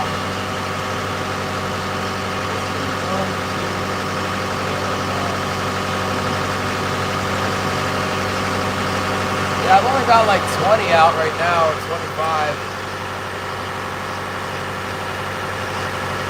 Got a few more like about the boat here and there. It's always a gamble with the chum salmon. You got to buy the gear. You got to spend, definitely in that case, you got to spend some money to make the money. It's like you're out there with not enough gear and then they finally come in and bite, and guys who have all the right gear catch like 500. If you don't have the right gear, you only get 100 or 55 or something. I know, and I've got the gear. If I got as much gear as I want, I can catch, I can get like 200 pretty easy without having to work like crazy hard. That's another thing I should do is work on getting the chum slide ready. Slide the chums. Well, I would like this. That's what I want it to look like when I set out, like this. With the all the way to Sitka. Probably not. It looks like it might be 6-foot seas or something at one point.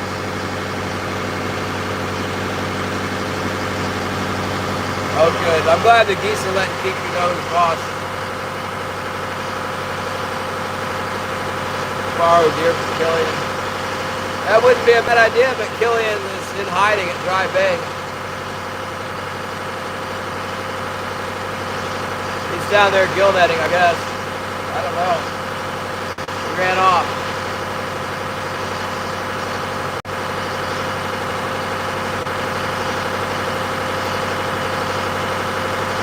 Yeah, we'll see how the weather develops.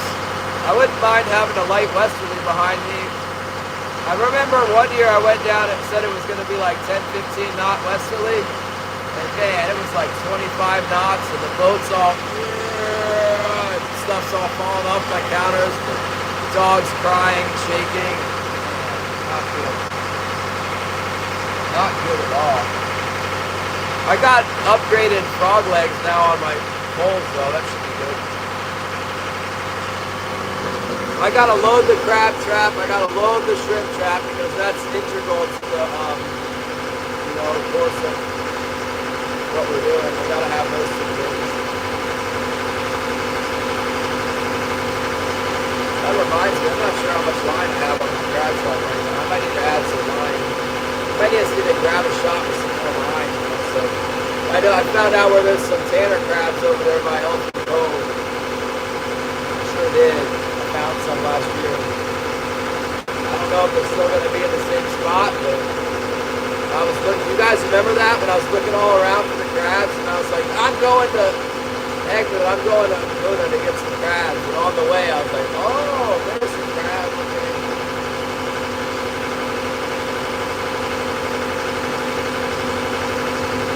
My chicken alter ego.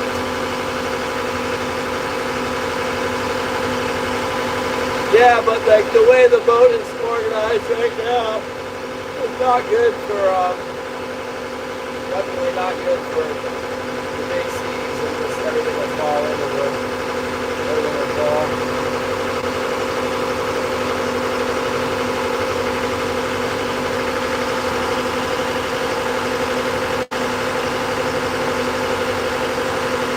Yeah, I wish I had two shrimp traps I could get like a feast. I got a good meal out of the shrimp, but it wasn't like a feast. Maybe I could borrow a trap from somebody else, buy one.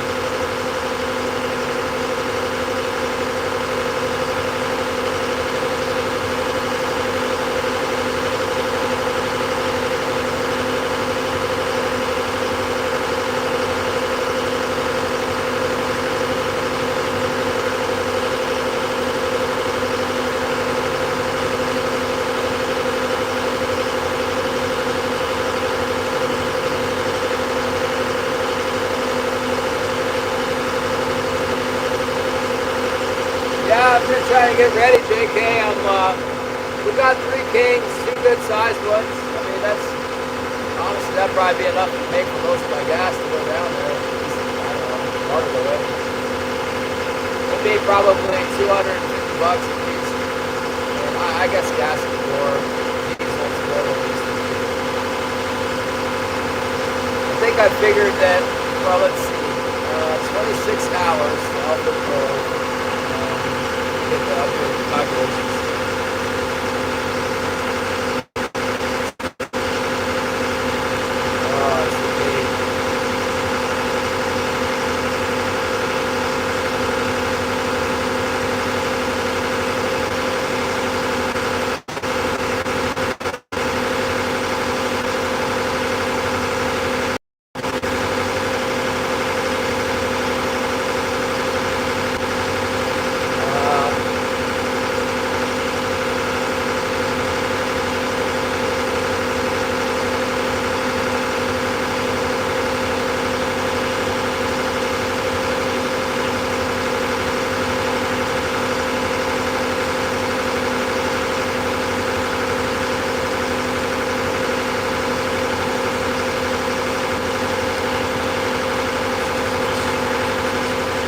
JK, did you hear anything about Smurfy?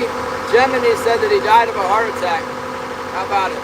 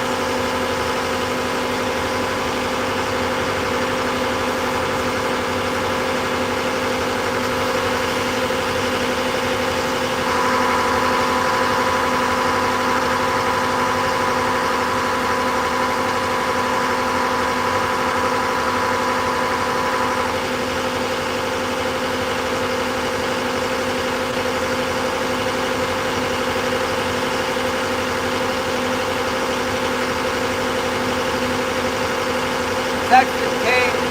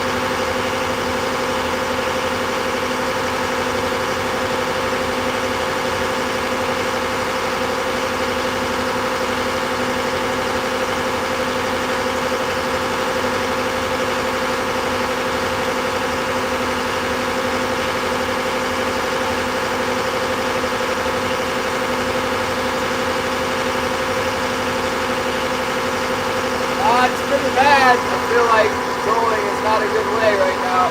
Everybody else is making money with me. But well, we just read something in the Bible. Don't worry about it.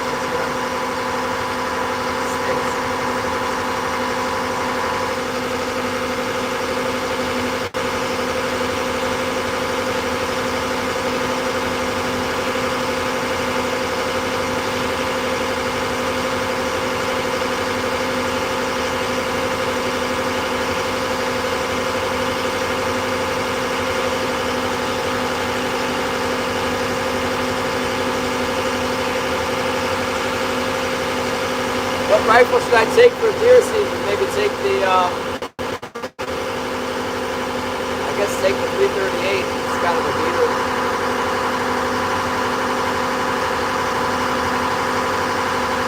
I think I got it sighted in. I wish I had time to reload the thing. I gotta put together an electric smoker tonight. That's my job.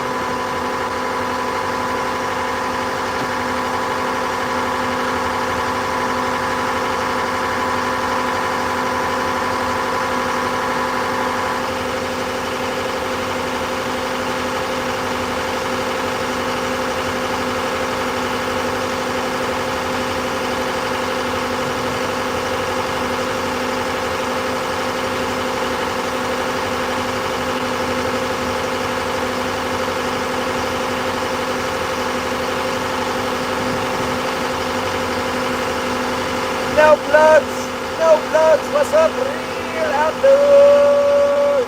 I might drop in again up here. I'm feeling chipper. I'm feeling spry. Maybe I'll just put 2 lines in and make a pass.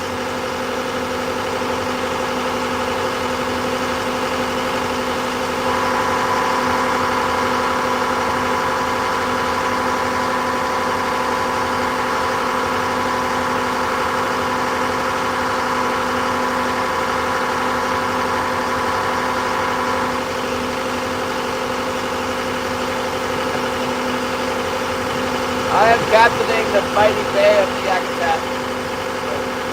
Look at how wonderful it is out there today. We're passing the island. That's Jack Ellis Island. That's, what we got?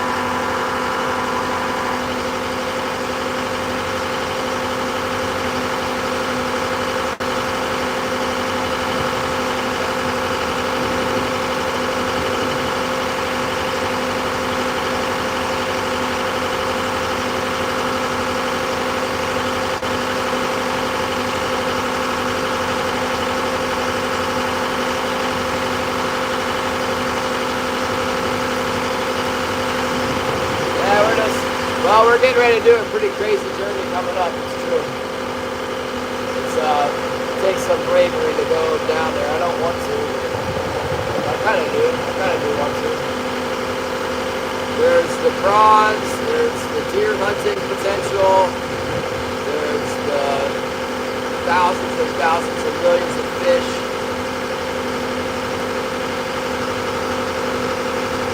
I don't know. Say, well, it's only, it'll just take a couple days, and then I'll be back in the safe water. And then really, it's 16 hours to get to a harbor, but I wouldn't really call it safe. It's not that safe on the entrance or the exit. Living waters, what's up? Wilson is the captain. I'm leaving Wilson at home, Janet. Wilson's been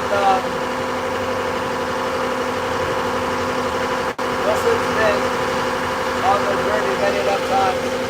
I'll leave Wilson and then I can fish more and stuff and not have to dry out there. Not have to go in and walk Wilson every day.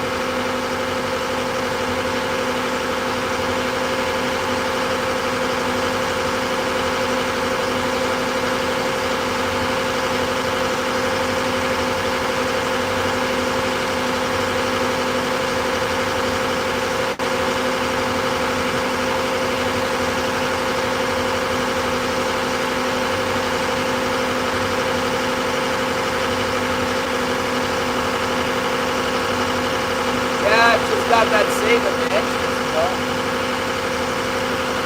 That entrance is crazy.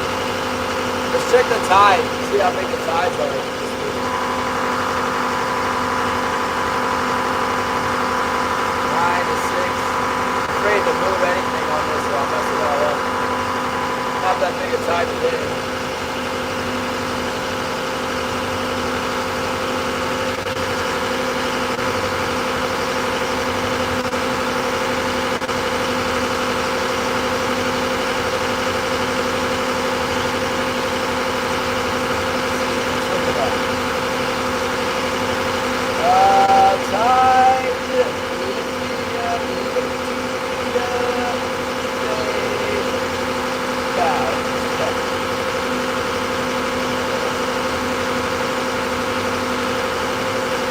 what AI says. AI says Latuya Bay's narrow 1,000-foot entrance generates dangerous currents up to 13.8 miles per hour during tidal shifts.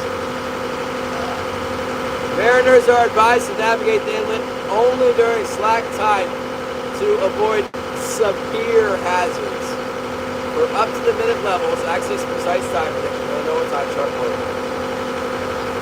Latuya Bay is notorious for extreme natural events beyond its tidal currents. The bay is famous for 1958 mega tsunami, where a magnitude 8.3 earthquake triggered a landslide that generated a record-breaking wave reaching over 1,700 feet high.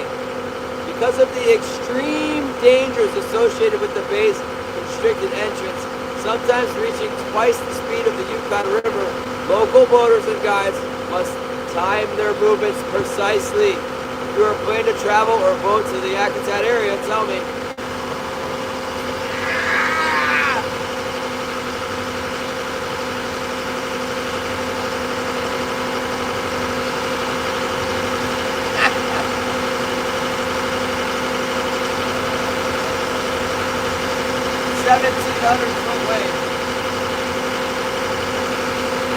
Geophysical Institute. Latuya Bay's deadliest hazard. The entrance to the bay is about 1,000 feet across.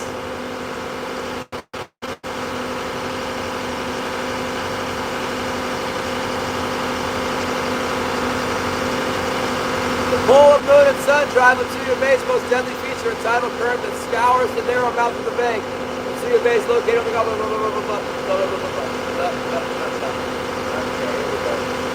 The entrance of the bay is about 1,000 feet across at low tide, and the bay's tidal fluctuations create strong current entrance, known to be as fast as 13.8 miles per hour, about twice the speed of the river.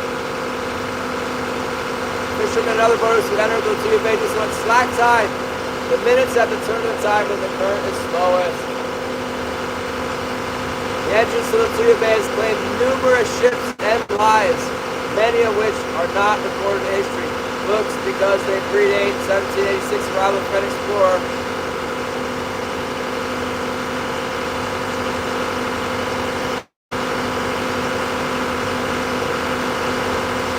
Yeah, you get slack. That's the Latuya.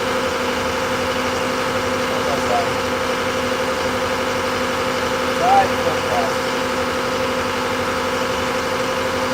Latuya Bay inside entrance.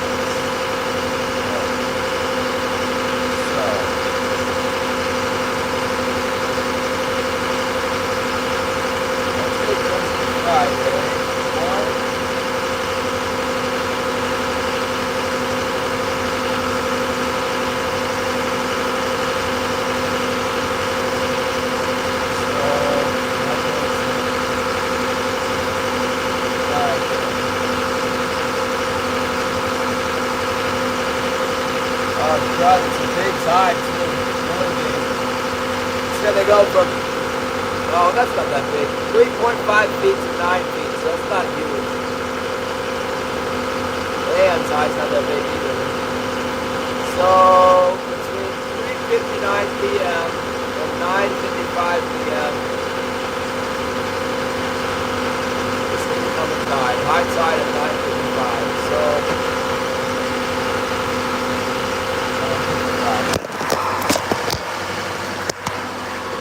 laying down the job over here.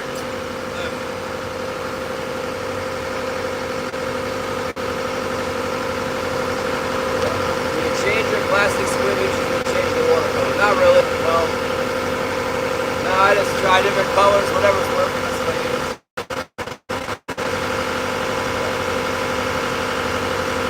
Okay, so 10 o'clock at night is high tide. So 16 hours before 10. What time would I have to leave? You figure 16 hours to get to 10 p.m. What's 10 p.m. minus 16 hours? Anybody tell me. You guys can help me make the navigation choices. If I want to be there at 10 and it takes me 16 hours, what time do I leave Yakutat?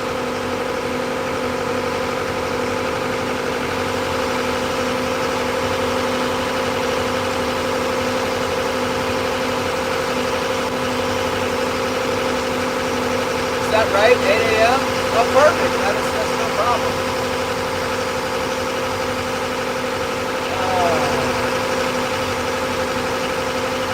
It would be better if I was there a little bit earlier, you know. That's good to know. That's good. That's good. That's really good. That's perfect. Perfect. Hindsight is everything.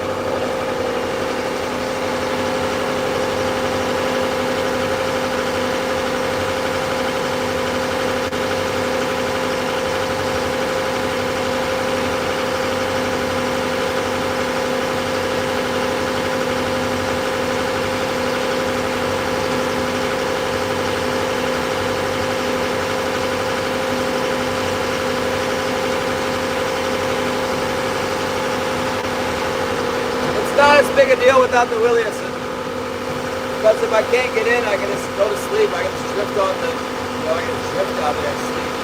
If I have the Williamson, I need to go to shore. No Williamson, I can just drift around out here. Touchdown!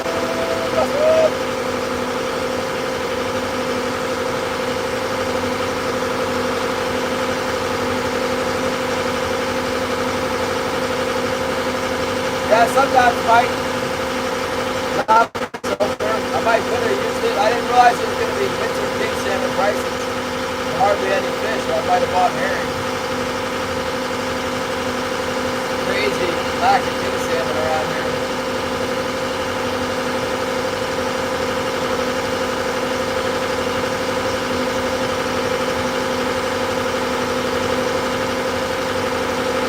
I am not leaving Akatine. I mean, in an extreme case, I could leave Yakutat at 6 a.m. I think it's likely that it's going to be, the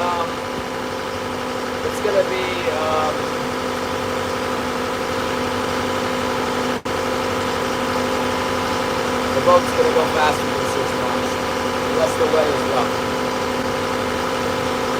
I guess it is against the current, but I just figure, as long as it's incoming tide, I'd probably try for it. Or, you know, I can slow down a little bit. I think I can get in there on incoming tide. It's probably not advisable. But I feel like I've done it before. I've gone in on incoming tide. But what's a really bad idea and highly inadvisable is to mess with that zone run on the outgoing tide. I have tried that and regretted it. Very much regretted it.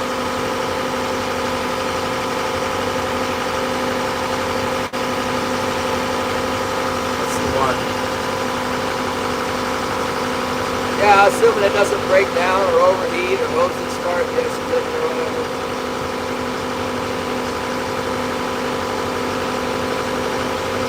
That sucker just dumped me out and dropped me.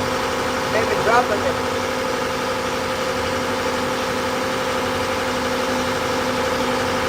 Yeah, hopefully it runs well. It's undergo right now. I don't know if I told you before, but like with my Perkins engine and with the Yanmar engine too, everything's great. You know, you're just totally cool. Everything is cool, man. It's good to go. And then you get about halfway there, like in the extreme most wilderness area of all, where it's the furthest away possible from the harbor, then it starts getting overheated. That's where it happens.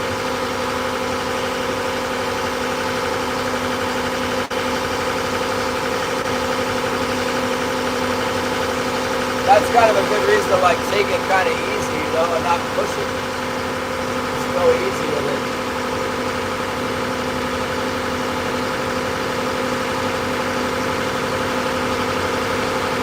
Take it easy, man. Gary's here. Yeah, it dumped me, but when YouTube dumps me out, I can just go back to YouTube real fast and open it back up, and a lot of times it let me resume. Let's see, Saturday, let's check the tide on Saturday. I love this tide on too. Saturday, it's at 10:57 and it's 10.4. Between 11 a.m. and 5:11 p.m. it's a small small tide, and then the big tide is coming in at 10, and then it drops way out. The next one is big too. I don't have to go in there, but I'd like to. I would like to. I mean, this engine, every time I've gone to start it, even if I left something turned on and the battery voltage was pretty low, except for one time when I left my, I had that automatic shut off in here. I didn't realize that was on, and it just killed everything. It was really bad. But since then, I haven't had a problem getting started.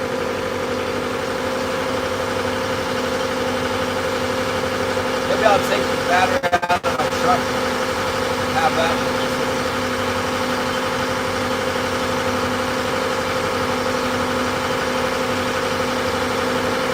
Oh! It's a brand new battery.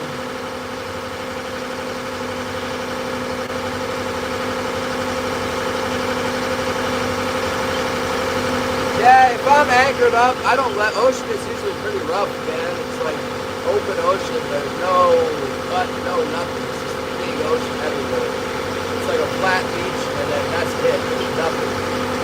It's very rarely nice. Even when they say it's going to be nice, it's usually not nice. I'm not helping talk myself. I have had a few trips down there or back where it was just nice the whole time. I was like, man, that was just cute. And there's been many, many times where it's like that for a while, and then it starts to deteriorate, and pretty soon you're like, ah.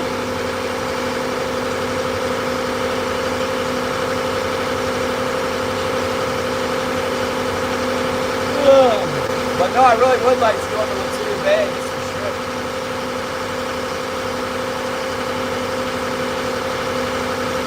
What did I have for bait? I have like I had a coho sandwich that I have. I think I use coho with the eggs all hanging out.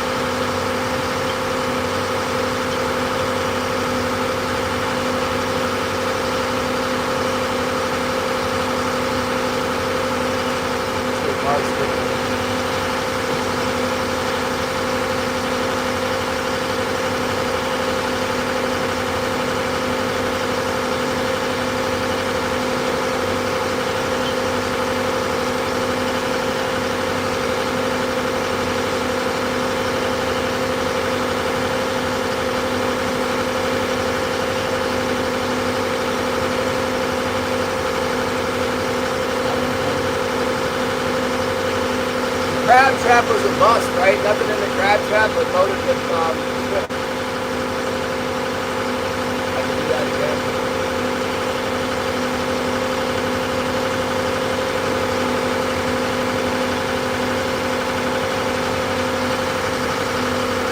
Oh! I mean, it was loaded with shrimp. It was like every ball. That's how I remember.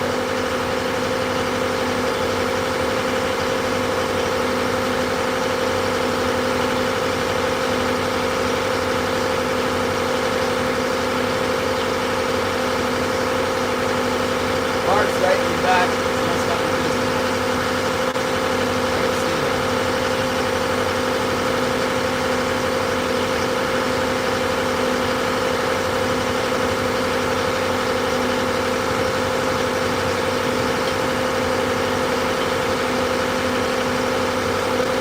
You can fish in there, but there's not really any fish in there. I tried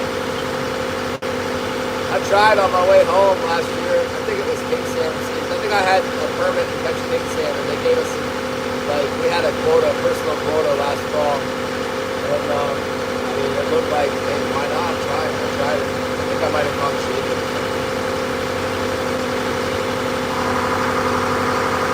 Whoa. Oh, Mark got that.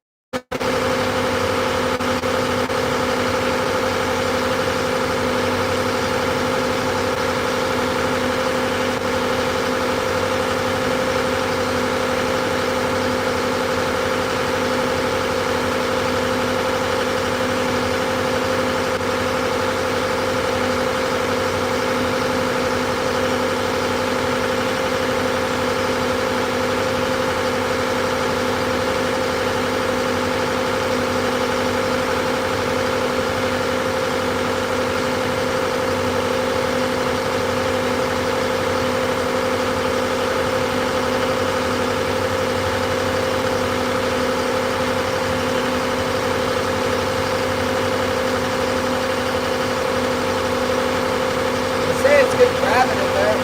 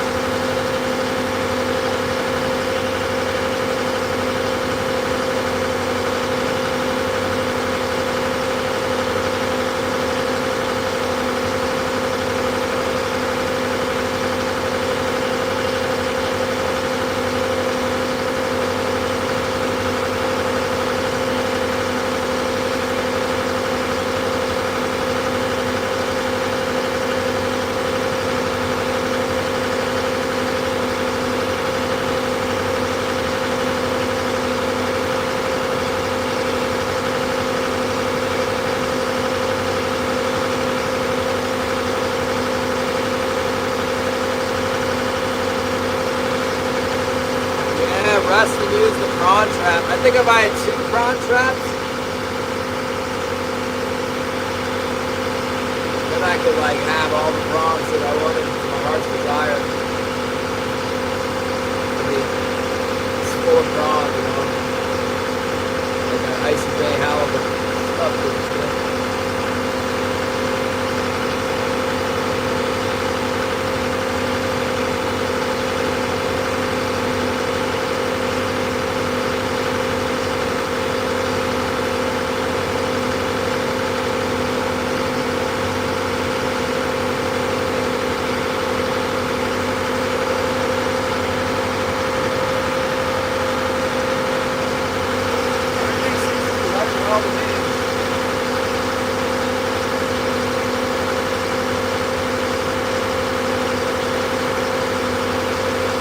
I know, but it always seems like you can't count on the one trap. That was crazy that we got that many in one trap. Maybe we can pull it twice.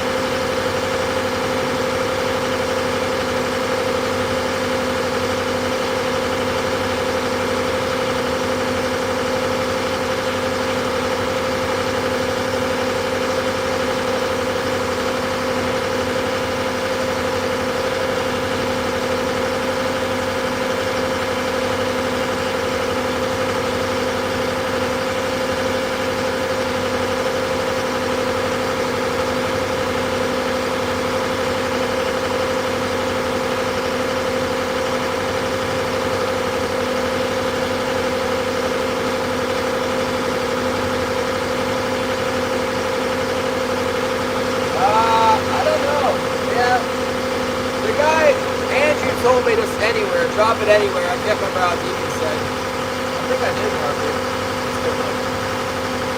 Check the chart.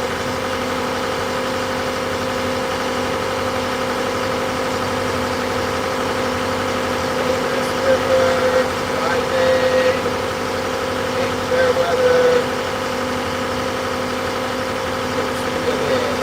Got a lot of boats.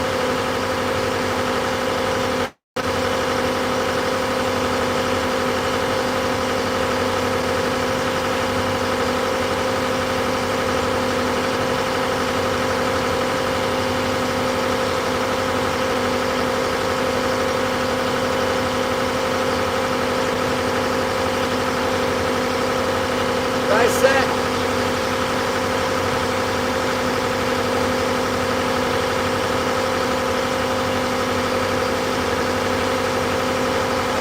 I see a mark, but I'm not sure if it's the right one. The guy told me to set anywhere over there with the birds were.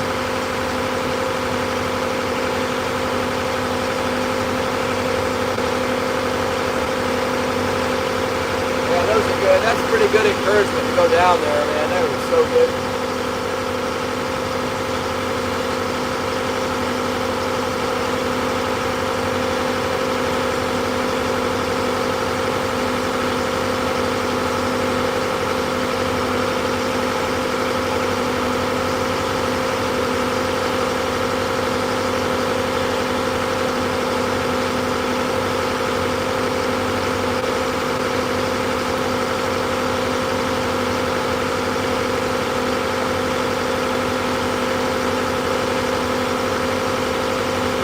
You know, there's a moose hunt down there at, like near Gustavus. They have a moose hunt.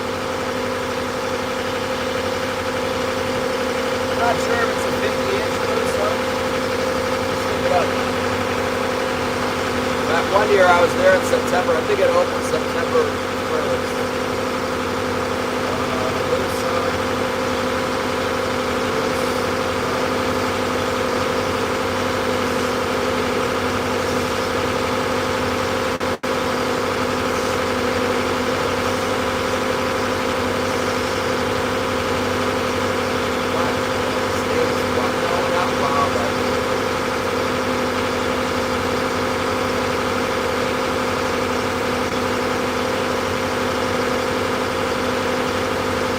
Wow, that's interesting. I didn't know that.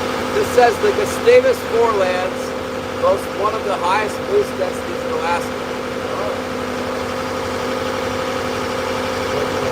Antler restriction. Yeah, they got that stupid spike fork 53.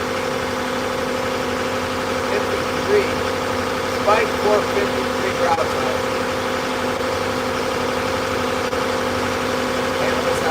Spike, fork, or otherwise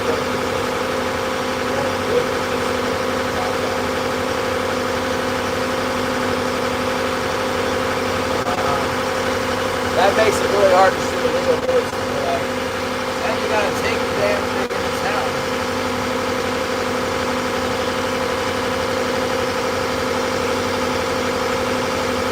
Yeah, either Elephant Cove or just go straight to Sitka.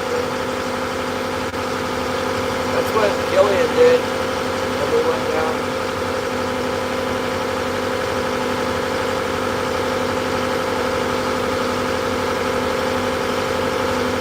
He just went for it.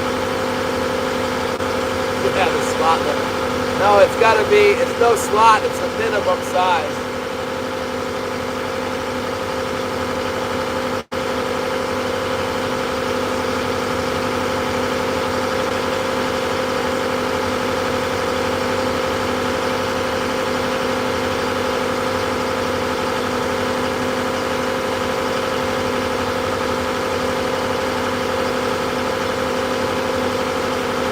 Might have to try and pass at the Bald Island.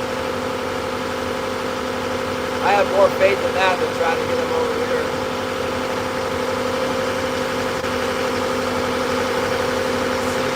See how I feel when we get that far.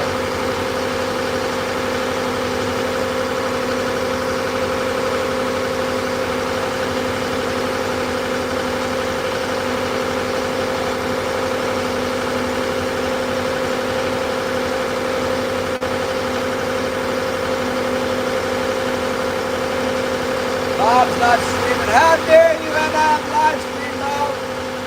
Ah.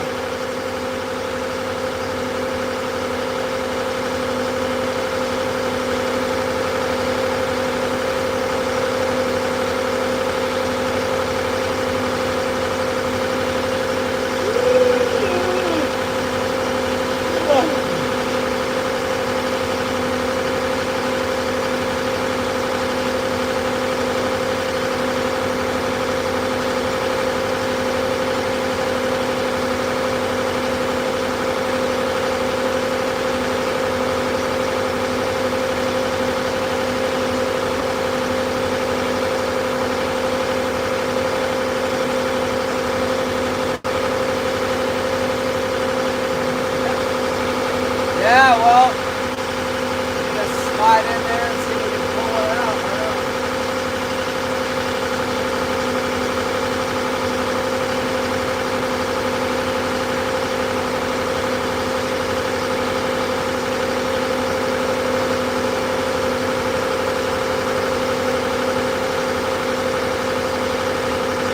I'm getting pretty hungry though. We all missed the time for 6 o'clock dinner this week.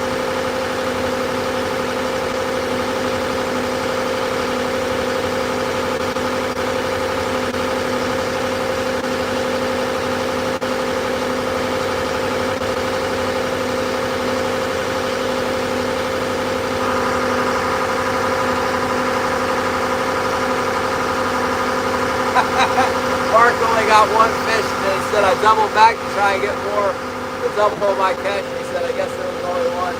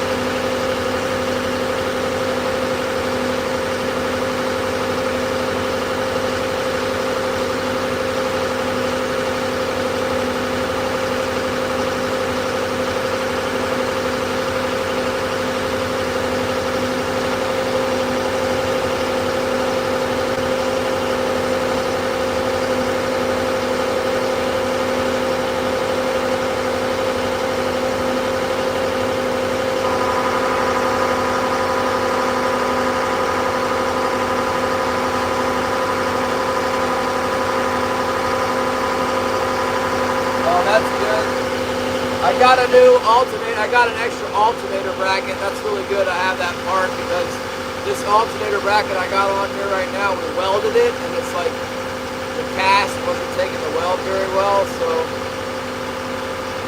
if that snaps and I don't have a spare part, I'll be really bad off. You know what I mean? I'll be stuck. But with the spare part, it was eating my belt a little bit, but I'll be able to get in. You know, I'll be able to make it in.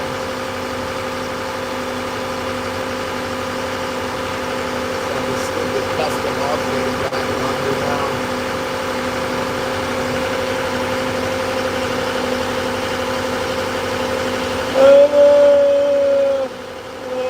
I forgot about that part.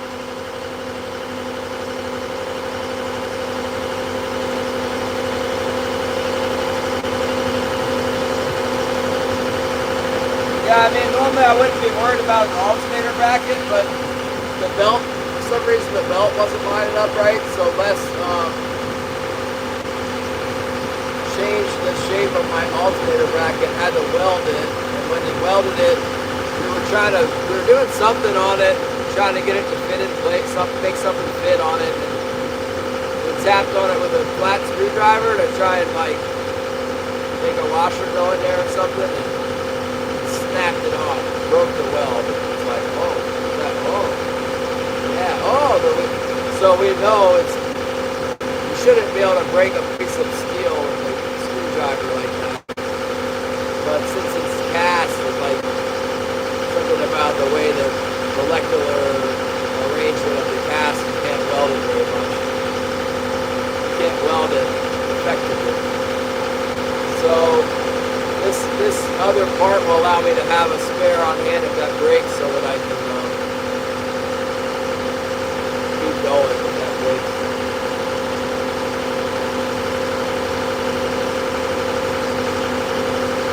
Yeah, cheap casting. I think I got the same cheap casting part again, but at least I know it will work. I mean, the belt rides, one V of the belt is off, you know. Like, I don't know, it might be riding back the other way now. I got some details of the belt dust on my motor.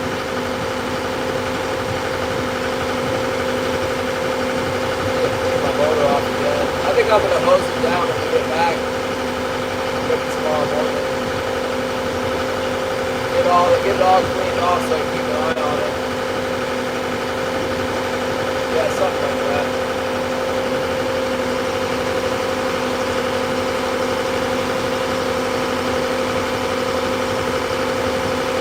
Well, what else are they supposed to do?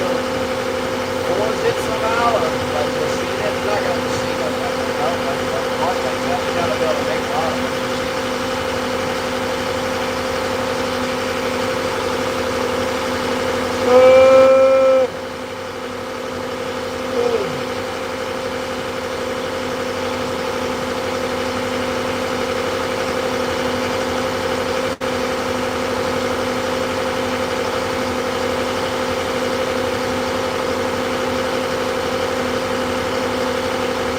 I might not be able to help myself if I make a good time, but to drop a line in front of dry bay. Could be things there. I could skip it through the bay and just drift around if I find some fish there.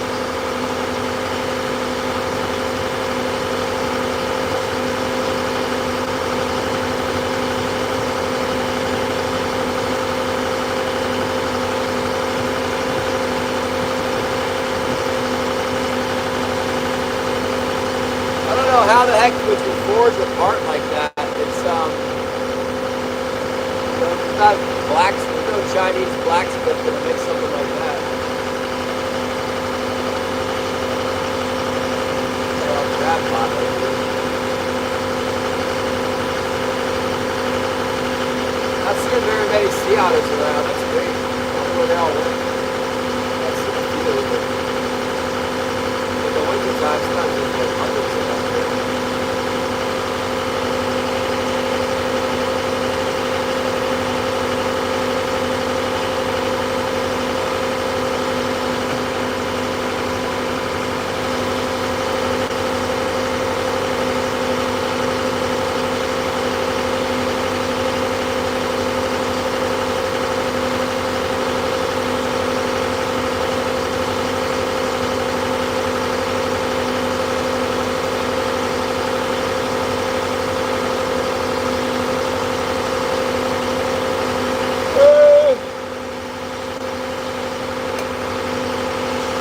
forged with a hammer mill? How are they gonna forge something like that? It's got like a cylinder and arms and stuff.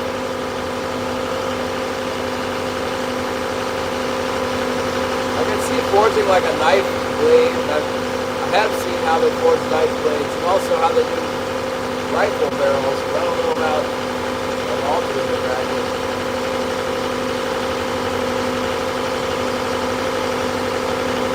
I guess they could forge the parts separately and then weld it together. I don't know.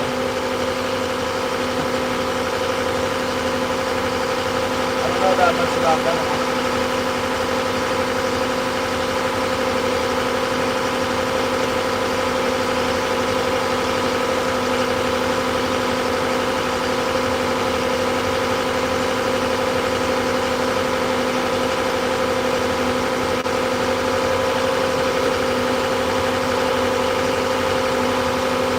I've seen that kind of hammer you're talking about.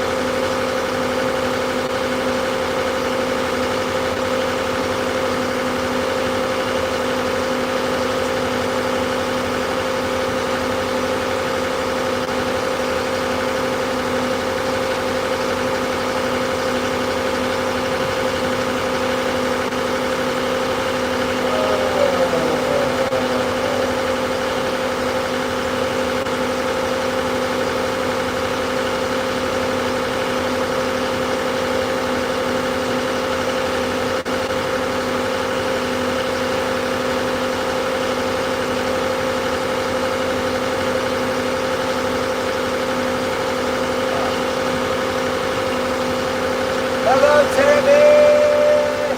Why are you not fishing for the gar with the arrow? I want to see arrows and gars.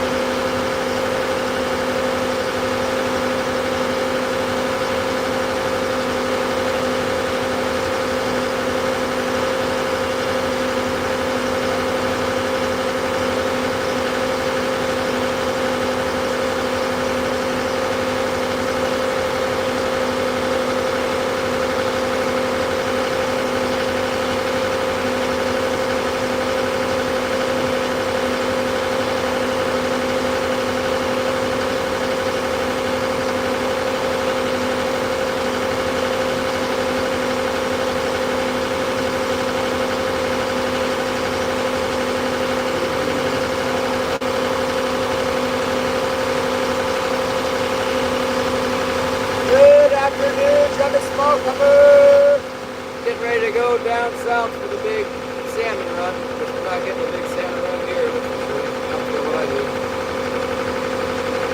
Figure it out.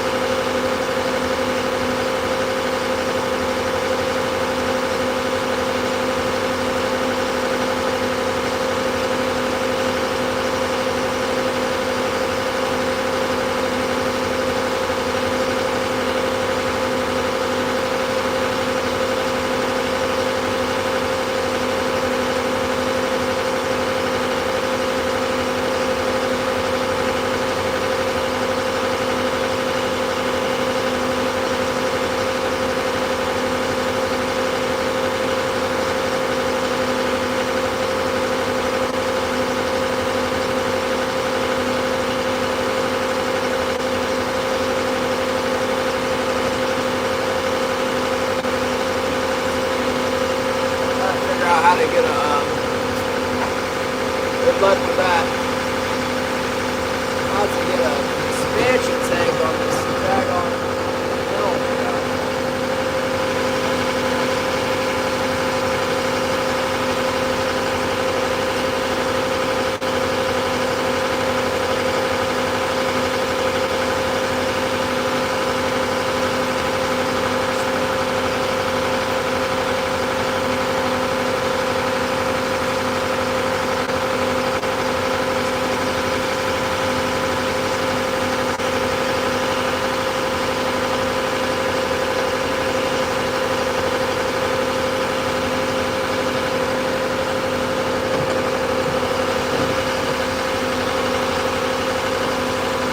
What is going on, people?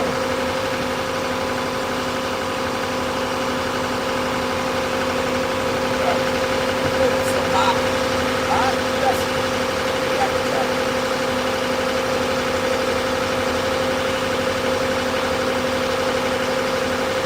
Well, we're making 6.7 knots right now. Our calculations are going to be changed a lot, and that's about the speed we're making on our way down.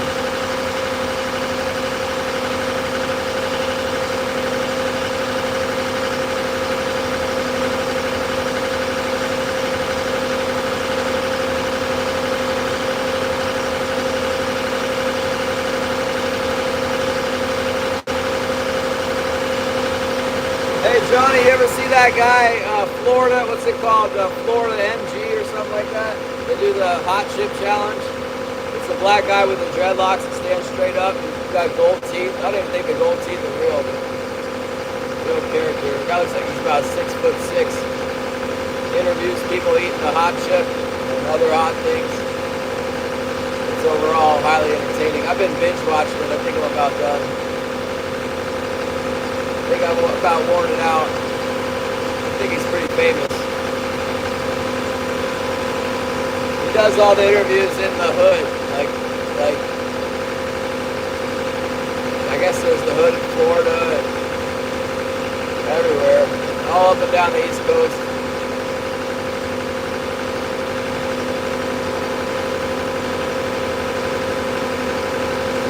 I wonder how Hallie's doing.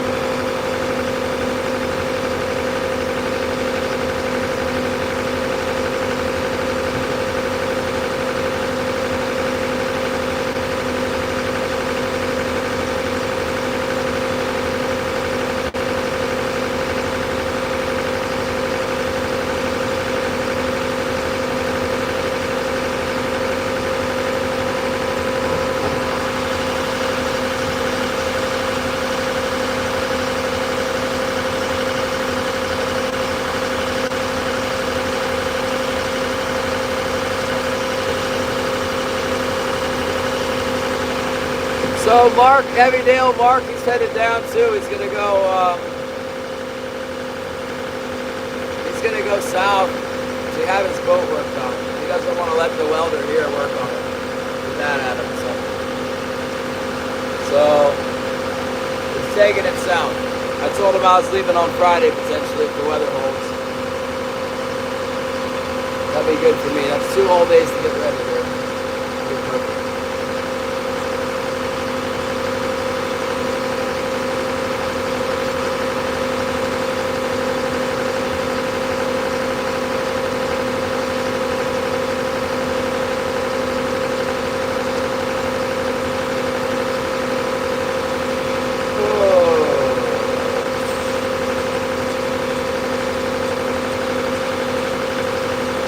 I'm gonna go smoke some fish. I think I'm gonna smoke my fish from the other day. I'm gonna try and sell it.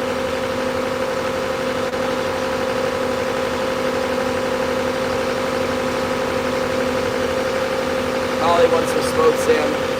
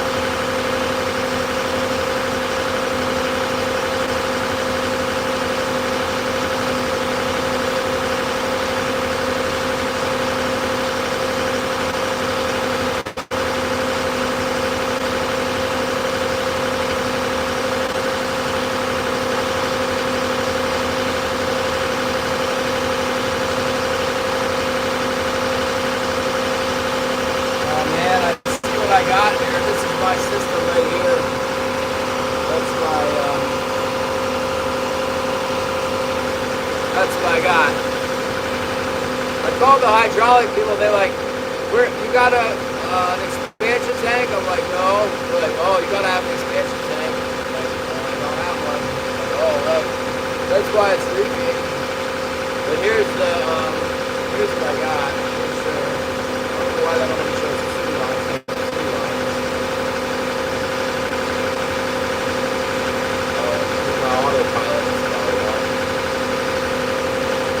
I only have 2 lines coming off of the...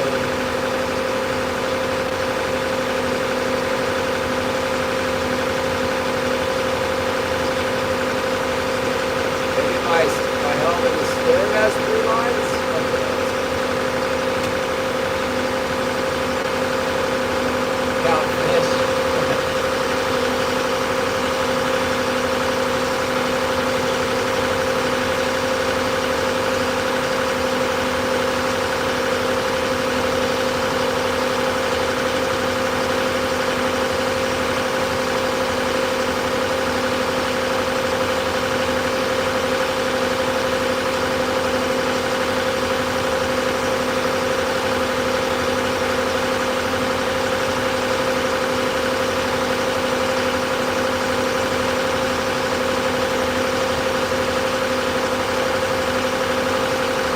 I don't feel like fishing. I'm just gonna go home and put these fish on ice. I'm gonna drop them into the slush I got down there and then keep going south. I wonder if they're counting fish going to the dry bay. How many fish there are there?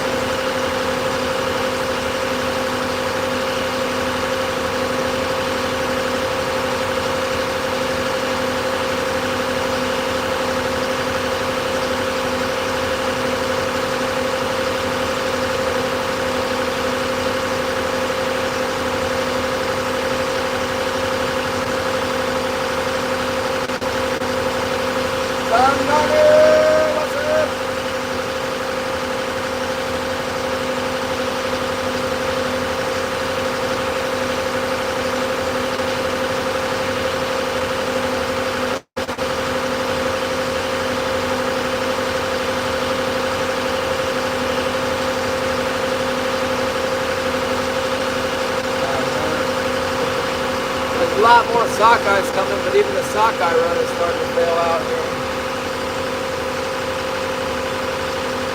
Gotta get out of here. Gotta get out of here. Hopefully I can make some money. Oh my goodness.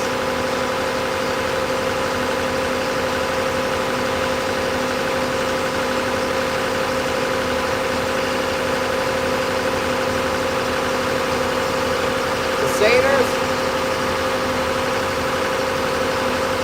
Oh, could be like chasing a ghost here this year. We'll see. I missed my shot at the boat repair is like a permanent deal though. The boat, major boat upgrade here. Major.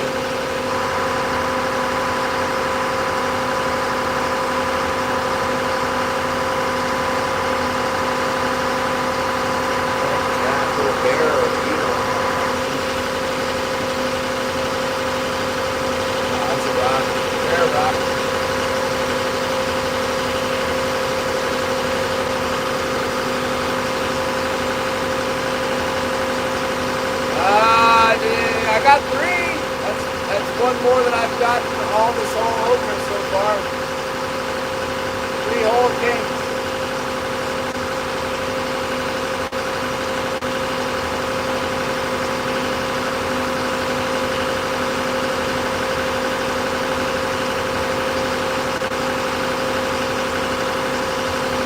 And a deer? Let's see a deer. There's the rock. Rocks the bubble animated here. Colorful rocks.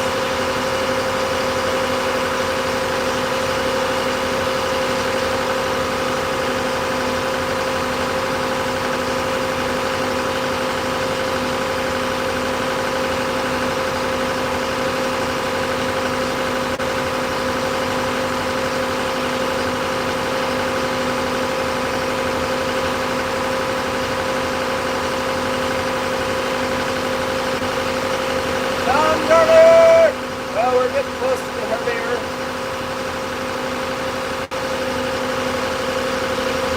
Comfortable for another day. Nothing has exploded yet. Might smell a little bit of exhaust.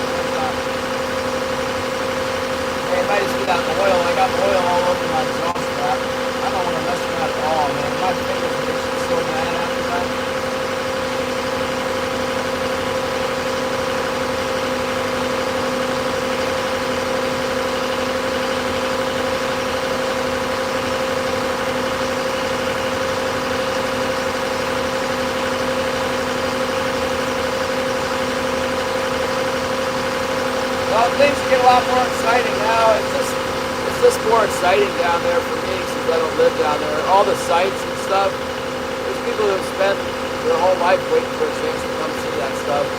I mean, around here too, but I live here, so it's like whatever. I live in an iceberg, you know, iceberg's all over. Actually, icebergs are really cool. First time I saw one, I was completely blown away. But it's past me now. I've already seen them. Like I said, it's not. If it had been like only a little bit out of the way, it was probably like a half hour. It's probably like a half hour away. It's been an hour ago.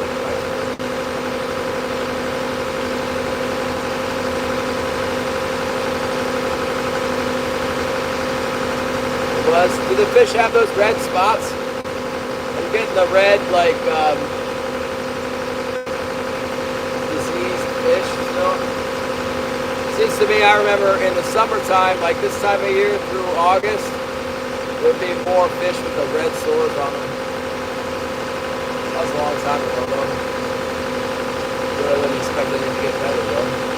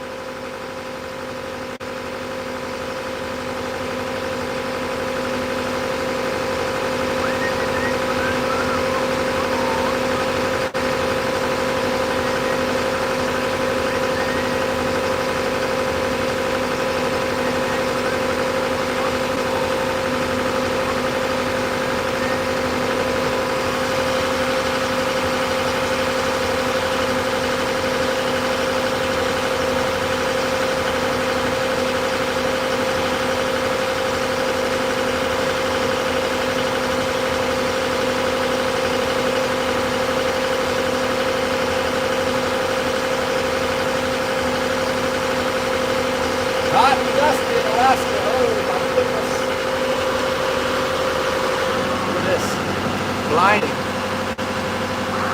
That's the July heat wave for you.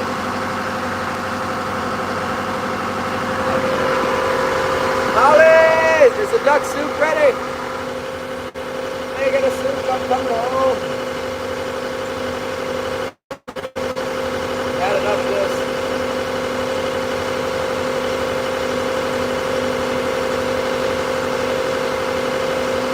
We got an electric smoker. I'm gonna put that thing together and see what it's doing.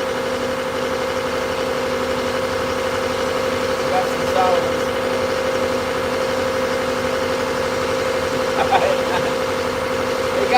We caught some. They're in the fish box right now.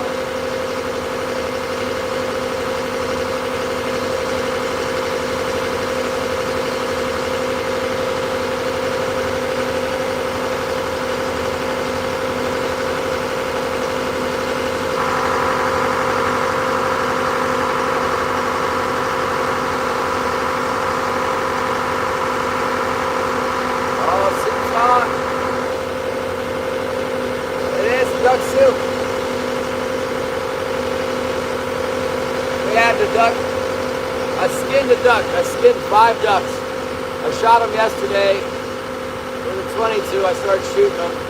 And the first one I shot, it just lay down dead. I was like, oh, good, that's good. This doesn't go this way. So I shot another one. And it didn't lay over. It was off. Blood coming out of its mouth and neck, and just not dying, severely crippled. And then the other one popped up and started running around, and they were getting blood all over the other ducks. They're all white. So I had to go down and grab them and hatchet them, you know. Got a hatchet and a log out there. And then I shot another one. And I missed. I shot another one. Again, it didn't die. Forget this, I put the gun down and started grabbing and getting them with the hatchet. Pretty brutal, really. But, yeah, got it done. That's 8 ducks down now. There's 8 ducks that fit in, and I still have 4 more. And the 2 geese I left alone. I was kind of thinking about getting a goose, but I don't really have time to pluck one, and I don't want to skip out on the goose processing. The ducks, I skinned them because I figured, man, plucking them without, I don't have the boiling thing, I don't have the duck plucker, they got big feathers in them now. So I just skin them, try and leave the fat on there. Oh yeah, that's a good idea, Gary. I don't have a 410 though.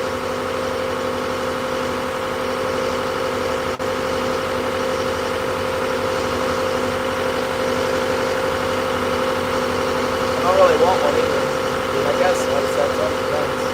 410, we got it in there. They got one at the store, they got a pump action, I think. It's like a Remington 870 410. I think the wood that they use on those Remingtons now is just junk. It's like beech wood, you know, like the beech tree with the big gray bark and little green leaves. The smooth one, the beech tree, you know. And then the wood of the beech tree is like very little character green. They dye it to look like walnut, but I don't think it is. Oh, there you go. Well, I have a lot of neighbors, you know, not really, but behind my house, I have a neighbor, and then, yeah, up the hill, and then out across the way, like, we shoot the bear if it comes around, and let some bullets off. But in general, we don't want to make a big ruckus in town. Is that Ness right there?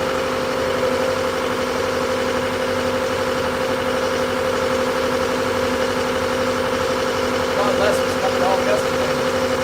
There he is.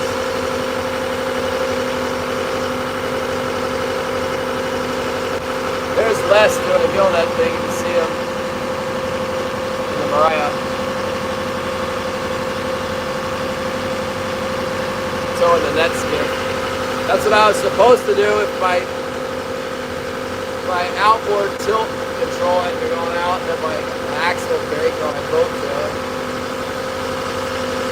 Next year we'll do the gillnet thing. There's a lot of money in it when they run well, which they are.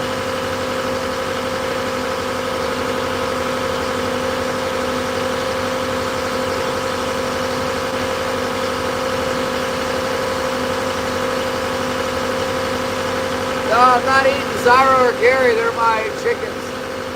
Gary is the head rooster, he's running the whole place. Besides the geese. The geese are really the boss, but Gary's the boss chicken.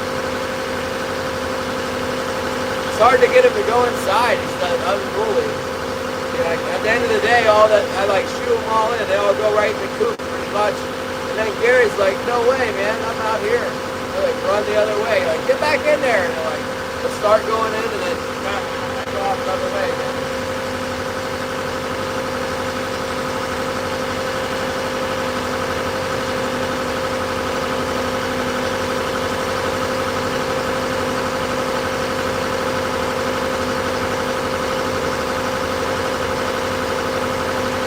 Not yet.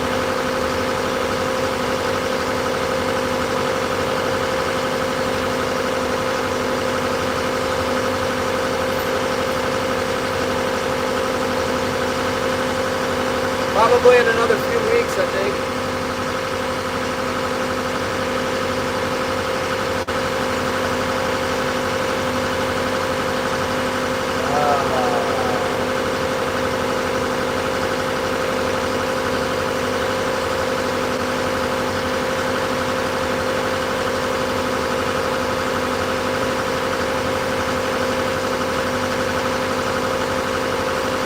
Mariah looks heavy, it's like full of sockeyes. This truck is full of them. It's low in the water. Man.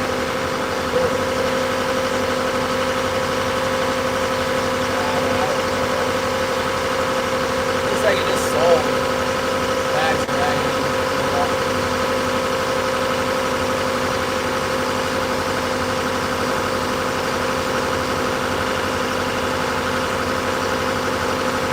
look outside. See out there?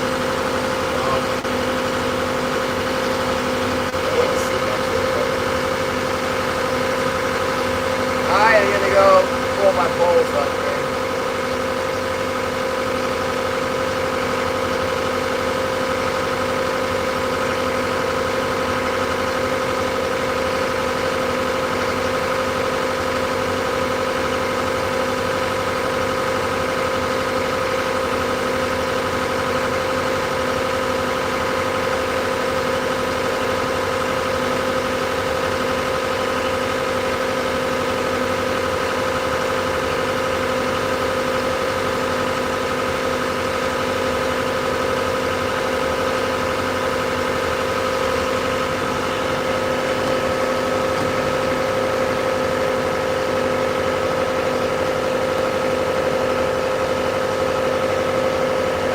Gotta put my shoes on first. Maybe you can see better if that wasn't right there.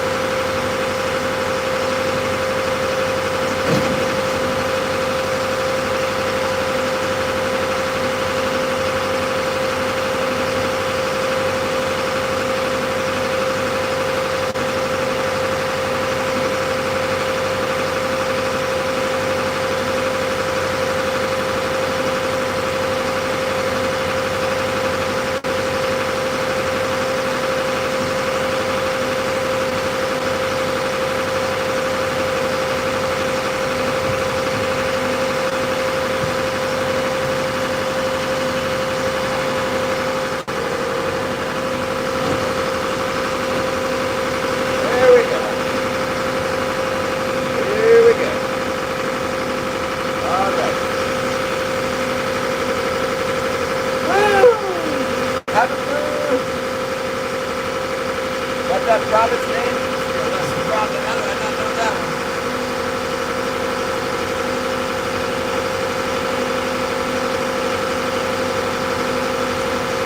There it is.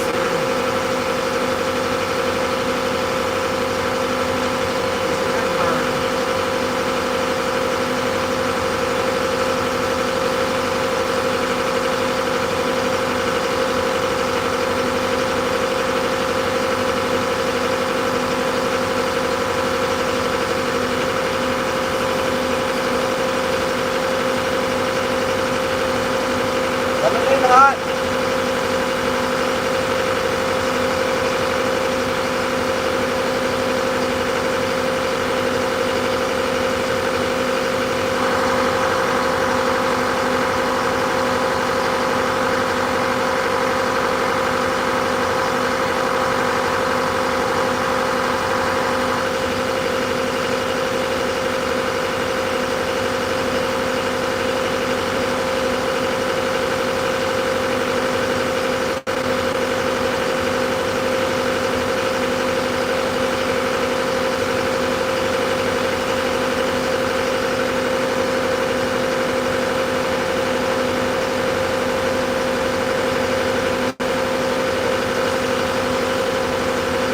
We got cat ears. I didn't get to see the cat ears. I was looking and thinking I did not see them, Shannon.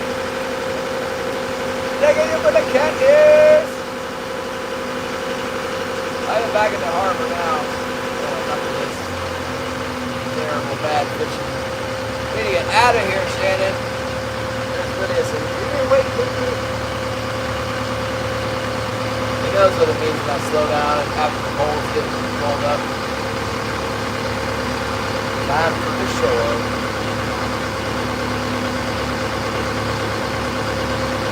Yes. Ah, man.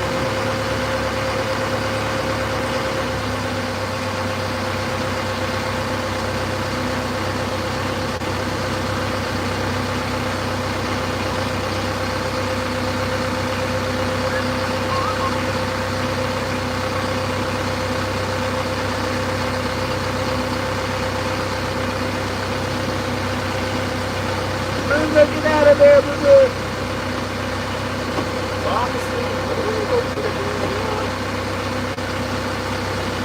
Listen, girl power, what the heck?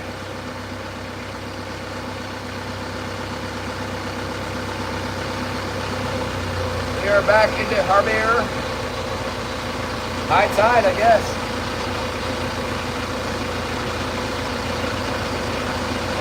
It's interesting, high tide will be, yeah, I need it. Thank you, Shannon. High tide's right now at 6. Yeah, Friday it'll be 10. Tuesday, yeah, it makes sense, I guess. It might be a little later down there than it is up here.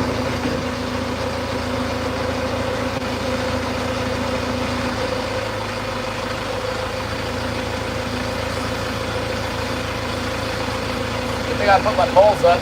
A lot of times they'll be running right into where the boats are, and I'm like, whoo, did I put my poles up? Like, way too late to do anything about it if I didn't.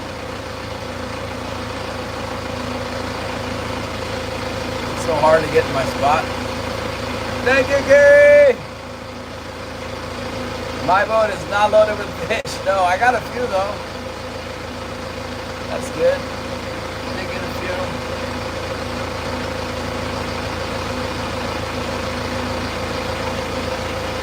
There's less.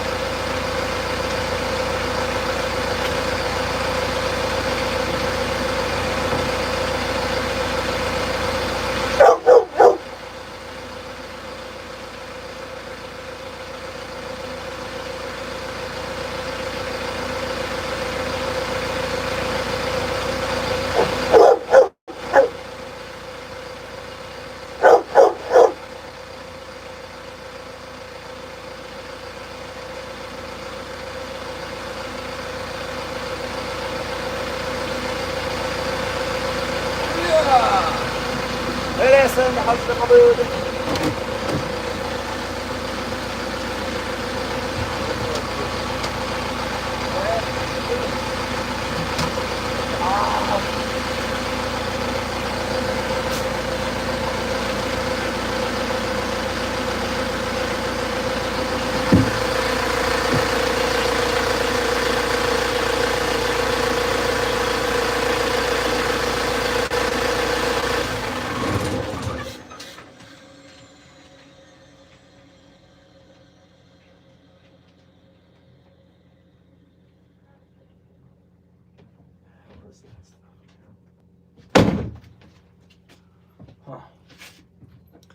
Well, let's put the fish away. No, but go. Ah, get out of there. Nope. not eating milk. I'm not supposed to eat that.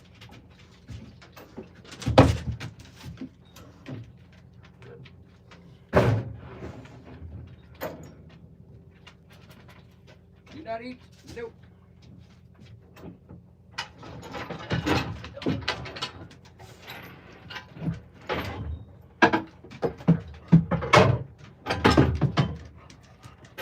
Go ahead, go outside, go potty.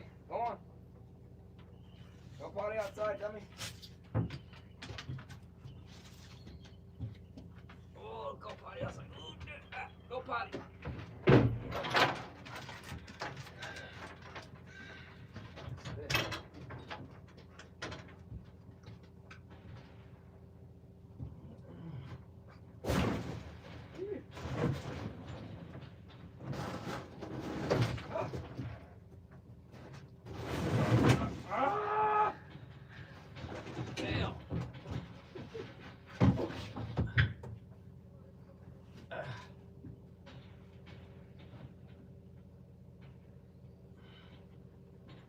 I guess we got slush ice, but I guess.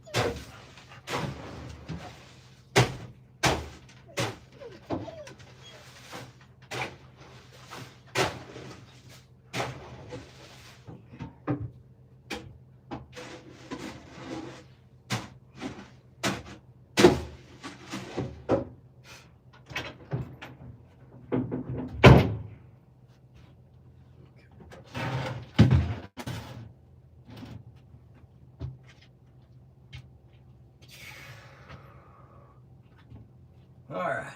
Well, that's it. That's a wrap, you guys. Rude Mountains, what's up? We're getting out of here. Love you guys. Remember to pray for each other and me.